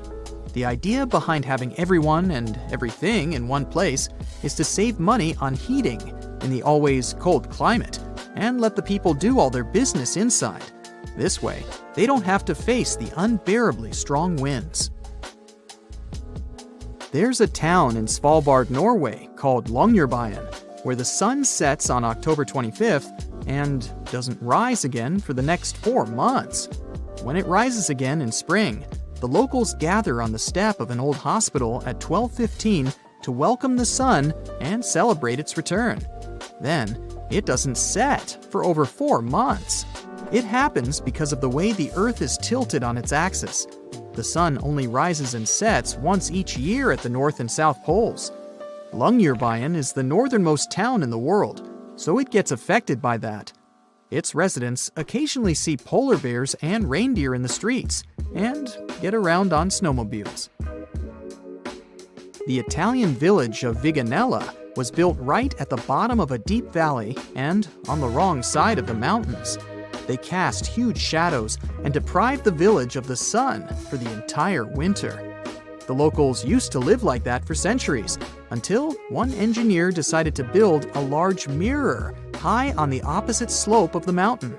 It's operated by a computer and reflects light on the central square of Viganella for at least 6 hours a day during the darkest months. Santa Cruz del Islote in Colombia is one of the world's most crowded islands, with around 600 residents in a 2.5-acre area. Fishermen built this island on a coral platform over a century ago. They chose it because of its beautiful location and the absence of mosquitoes. The families of the original settlers were growing, and most of them never left the island. You'll only find people with 6 different last names living here. When the family needs extra space, they just add an extra floor to one of around 100 homes in town. Now it has a school, shops, a church, and 1 restaurant. There is no traffic, since the streets aren't wide enough for cars or trucks, and the distances are perfectly walkable. No one on the island locks their doors, because everyone knows each other, and there hasn't been a single crime. Another place where people don't lock their doors is the Shani Shingnapur village in India. In fact, local homes and even shops don't have front doors, keys, and locks, but locals never feel unsafe. Residents believe their village is under the protection of Lord Shani, who will punish anyone who tries to steal something. A legend says that around 300 years ago, after heavy rain and flooding, the locals found a huge rock. The same night, Lord Shani appeared in the dreams of the village head and promised to protect the village if they kept the rock and the village unsheltered. The deity would live on the rock and oversee the village. Once the first bank opened in the village, they added a glass entrance and a barely visible electromagnetic lock with a remote control to respect the tradition. If you're looking for the most relaxed place in the world, check out The Villages in Florida. You can't move here unless there is at least one person over 55 in your home. And you'd have to leave behind any family members under 19. The most popular means of transportation in the villages is a golf cart. There are all sorts of free fun activities for the residents, so it's far from boring. It was April 10th, 1912. Richard had just departed from Southampton, England, aboard the most famous ship of the time, dubbed the Unsinkable. Since he had just witnessed a near collision with the SS City of New York, he decided to write to his wife and report the unfortunate and frightening event. "My dearest Sal," he wrote, "we got away yesterday after a lot of trouble." Little did he know that a mere 4 days later, both his pen and the ship he was on would be lost forever at the bottom of the North Atlantic Ocean. Was this some sort of bad omen? Did Richard actually foresee what was about to happen to the ship he was on? In case you haven't figured it out by now, Mr. Richard Geddes was aboard the Titanic on the day that he wrote the letter to his wife. On April 14th, 1912, the ship seemed to have been lost forever. Along with it, so many secrets and treasures have settled at the bottom of the ocean. It took until 1985 for the Titanic's wreck to be finally rediscovered using state-of-the-art sonar technology. Ever since then, they've managed to recover thousands of items from the Titanic, and many of them went on display or auction. Things like jewelry, a life jacket, a menu from the ship's restaurant, or even a sample square of carpet from the first-class stateroom have all captivated the public's attention, just like the many stories of the people on board. Scientists have even tried to come up with strategies to get the Titanic back up altogether to properly study it and stop it from getting more and more damaged at the bottom of the ocean. Some have suggested filling the wreck with ping pong balls to make it float, while others even considered injecting it with 180,000 tons of Vaseline. Another idea was to use 450,000 tons of liquid nitrogen to trap it in an iceberg that would float to the surface. But they eventually had to let go of all these potential strategies, since the Titanic is way too fragile to ever be recovered. The Titanic may be one of the most interesting ships lying at the bottom of the ocean, at least in popular culture, but deep-sea divers have a lot of other stories to share. Planes also sometimes find their way to the bottom of the ocean. Deep-sea divers in Oahu, Hawaii, came across the wreckage of an F-4U Corsair plane. It seems to have crashed into the ocean in 1946, as it didn't have sufficient fuel. If you can dive deep enough, you might even stumble upon statues and lost artifacts, like those found in the world's only underwater archaeological park off the coast of Naples, Italy. It features the ruins of the ancient Roman city of Baia. The underwater statues found here are breathtaking, to say the least. In an ironic twist of events, some of the equipment we intended to use to get us to the moon was lost at the bottom of the sea for a very long time. But how did that happen? Beginning from the late 1960s and ending in the early 70s, many Apollo rockets were launched to orbit the Earth and the Moon. When reaching altitudes of about 38 miles, the first portion of the spacecraft, including the engines, needed to separate. People thought these components got destroyed or lost forever. But were they really? In 2012, a team of specialists discovered a bunch of rocket engines 14,000 feet off the coast of Florida. They have since gone through a 2-year renovation plan and are now on display at Seattle's Museum of Flight. Can you imagine stumbling upon a whole city underwater? Back in 2001, a lost city was discovered in the Gulf of Cambay, off the coast of India. Some archaeologists believe it to be the oldest city in history. By comparison, it's almost the size of Manhattan and features massive walls and even plazas. They stumbled upon pieces of sculpture, artwork, and even what looked like ancient wooden furniture, believed to date back up to 9,500 years ago and 5,000 years older than any city previously discovered. Okay, how about an underwater river? I can't even imagine what that would look like, but some deep divers claim to have seen it south of Tulum, Mexico. Is that even possible? Well, not really, since the Cenote Angelita Cave is not a true river, but a very special type of optical illusion. It's formed by a halocline, meaning a cloud of hydrogen sulfide at the bottom of this underwater cave. Turns out you can actually swim right through this cloud, which makes you feel like you're swimming through a flowing body of water. Not all things discovered underwater are inanimate objects. Some of them are actually quite scary sea creatures. A jellyfish might not be on your list of things to look out for if you can avoid the stings. But this giant one, also known as a lion's mane jellyfish, is the largest known species of its kind. In all fairness, you'll only uncover it if you happen to dive into the waters of the Arctic, Northern Atlantic, and Northern Pacific Oceans. You surely won't miss it, since it stretches across 120 feet from the top to the bottom of its tentacles. When it comes to deep-sea diving, a lot of people are looking to discover some lost treasure. One diver was lucky enough to have hit the literal jackpot when he came upon nearly $1 million worth of treasure on the bottom of the seabed. That was back in 2015, when this lucky diver was swimming just off the coast of Florida. What did he find, you might ask? Well, about 51 gold coins, 40 feet of gold chain, and a rare single coin that was tailored for the King of Spain, Philip V.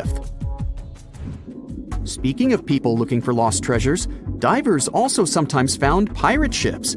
They discovered one of these pirate shipwrecks in 2015 off the coast of Colombia. It dates back to the 18th century.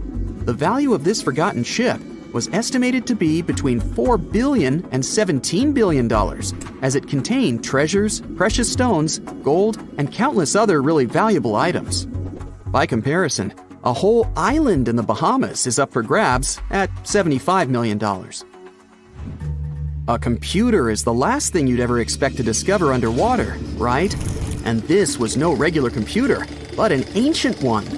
And yet, someone stumbled upon it between 1900 and 1901 on the spot of a shipwreck located off one Greek island. Researchers believe this weird stone contraption to be the earliest form of a computer.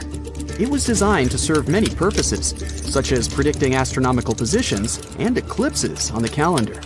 Since humanity lost most of the technology used back then, it was wonderful to rediscover it so many years later. It let us piece together many of the ancient Greeks' accomplishments. The computer is now at the National Archaeological Museum of Athens, should you ever want to check it out in person. This has to be one of the most mysterious places on Earth. It's called the Mariana Trench, and it's the deepest part of the Earth's oceans. We really don't know how deep it is, since it's so difficult to measure, but it's somewhere around 7 miles deep and 5 times longer than the Grand Canyon. They first studied this massive underwater hole back in 1875 using a weighted rope. Back in 2012, a Canadian film director named James Cameron reached the bottom of the trench in the submersible vessel Deep Sea Challenger.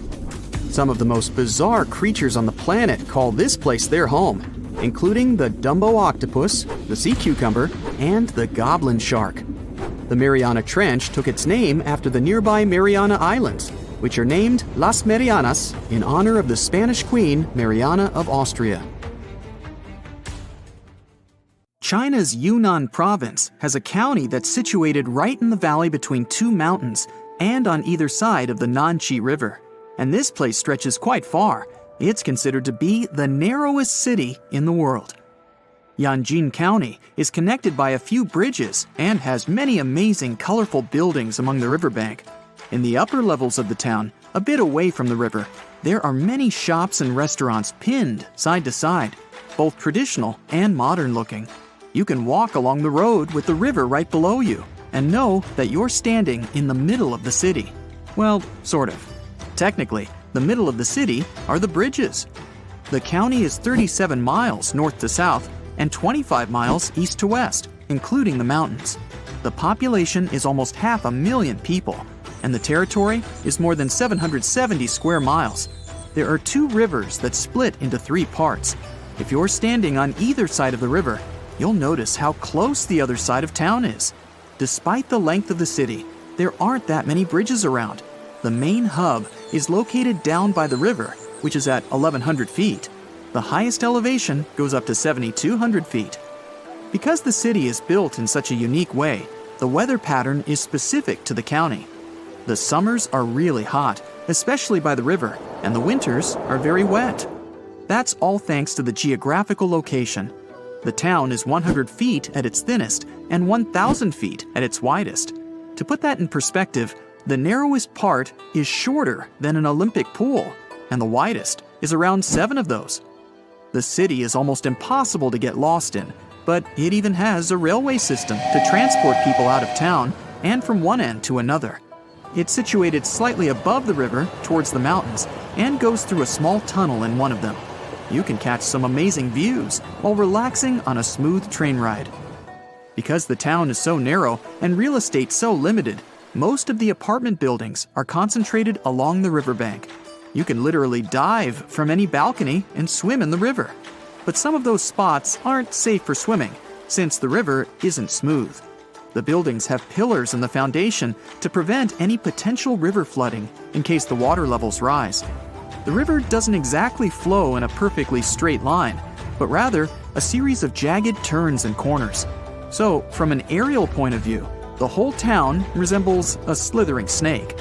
Depending where the buildings are, the first floor will sometimes be found on the 5th. The bottom 4 floors are just pillars supporting the building. Some buildings are quite tall, so you can get some amazing views, while others are closer to the ground. Either way, you gotta admire the creativity put into the engineering. To build a whole town in such a place isn't easy. Besides the town being charming as it is, the cultural aspect is another reason to visit this place. Once a year, the Dancing Flower Festival takes place. A group of locals dress up in traditional clothes in a special space where the dancing is. There's also the old town of Dusha. Even though most of the town adopted modern ways of living, they still keep the old traditional architecture around. This little charming spectacle is more than 2,200 years old and was an important passage linking Yunnan province and central China during the 3rd century. The entrance to the old town combines the ancient architecture with modern designs. At the entrance of the town is the famous Old Pavilion, Walking along its roads makes you feel like you're in the ancient times. They're all rugged, yet still well preserved since they built them centuries ago. And nearby is the mountain scenery, which has limestone peaks covered with flowers and herbs. You can get lost in a natural maze of trees and rocks. This place is an escape from the hustle and bustle of the main town, and isn't so far away either. The town has a deep history and has been populated for hundreds of years. The county was famous for its salt trade, since it's strategically one of the best routes for caravans and traders. But sadly, the economic situation isn't easy for imports today. Since there's only one access road to the town, trucks bringing in goods are always limited. It does well on tourism for foreigners and local Chinese too. The old town of Lijiang is another charming town in the same province as Yanjin.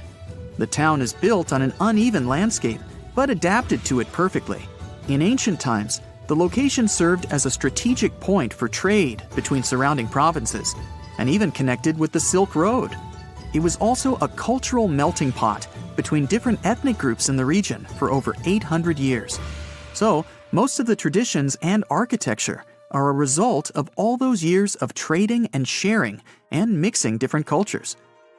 It's also a good location that gives access through the mountains.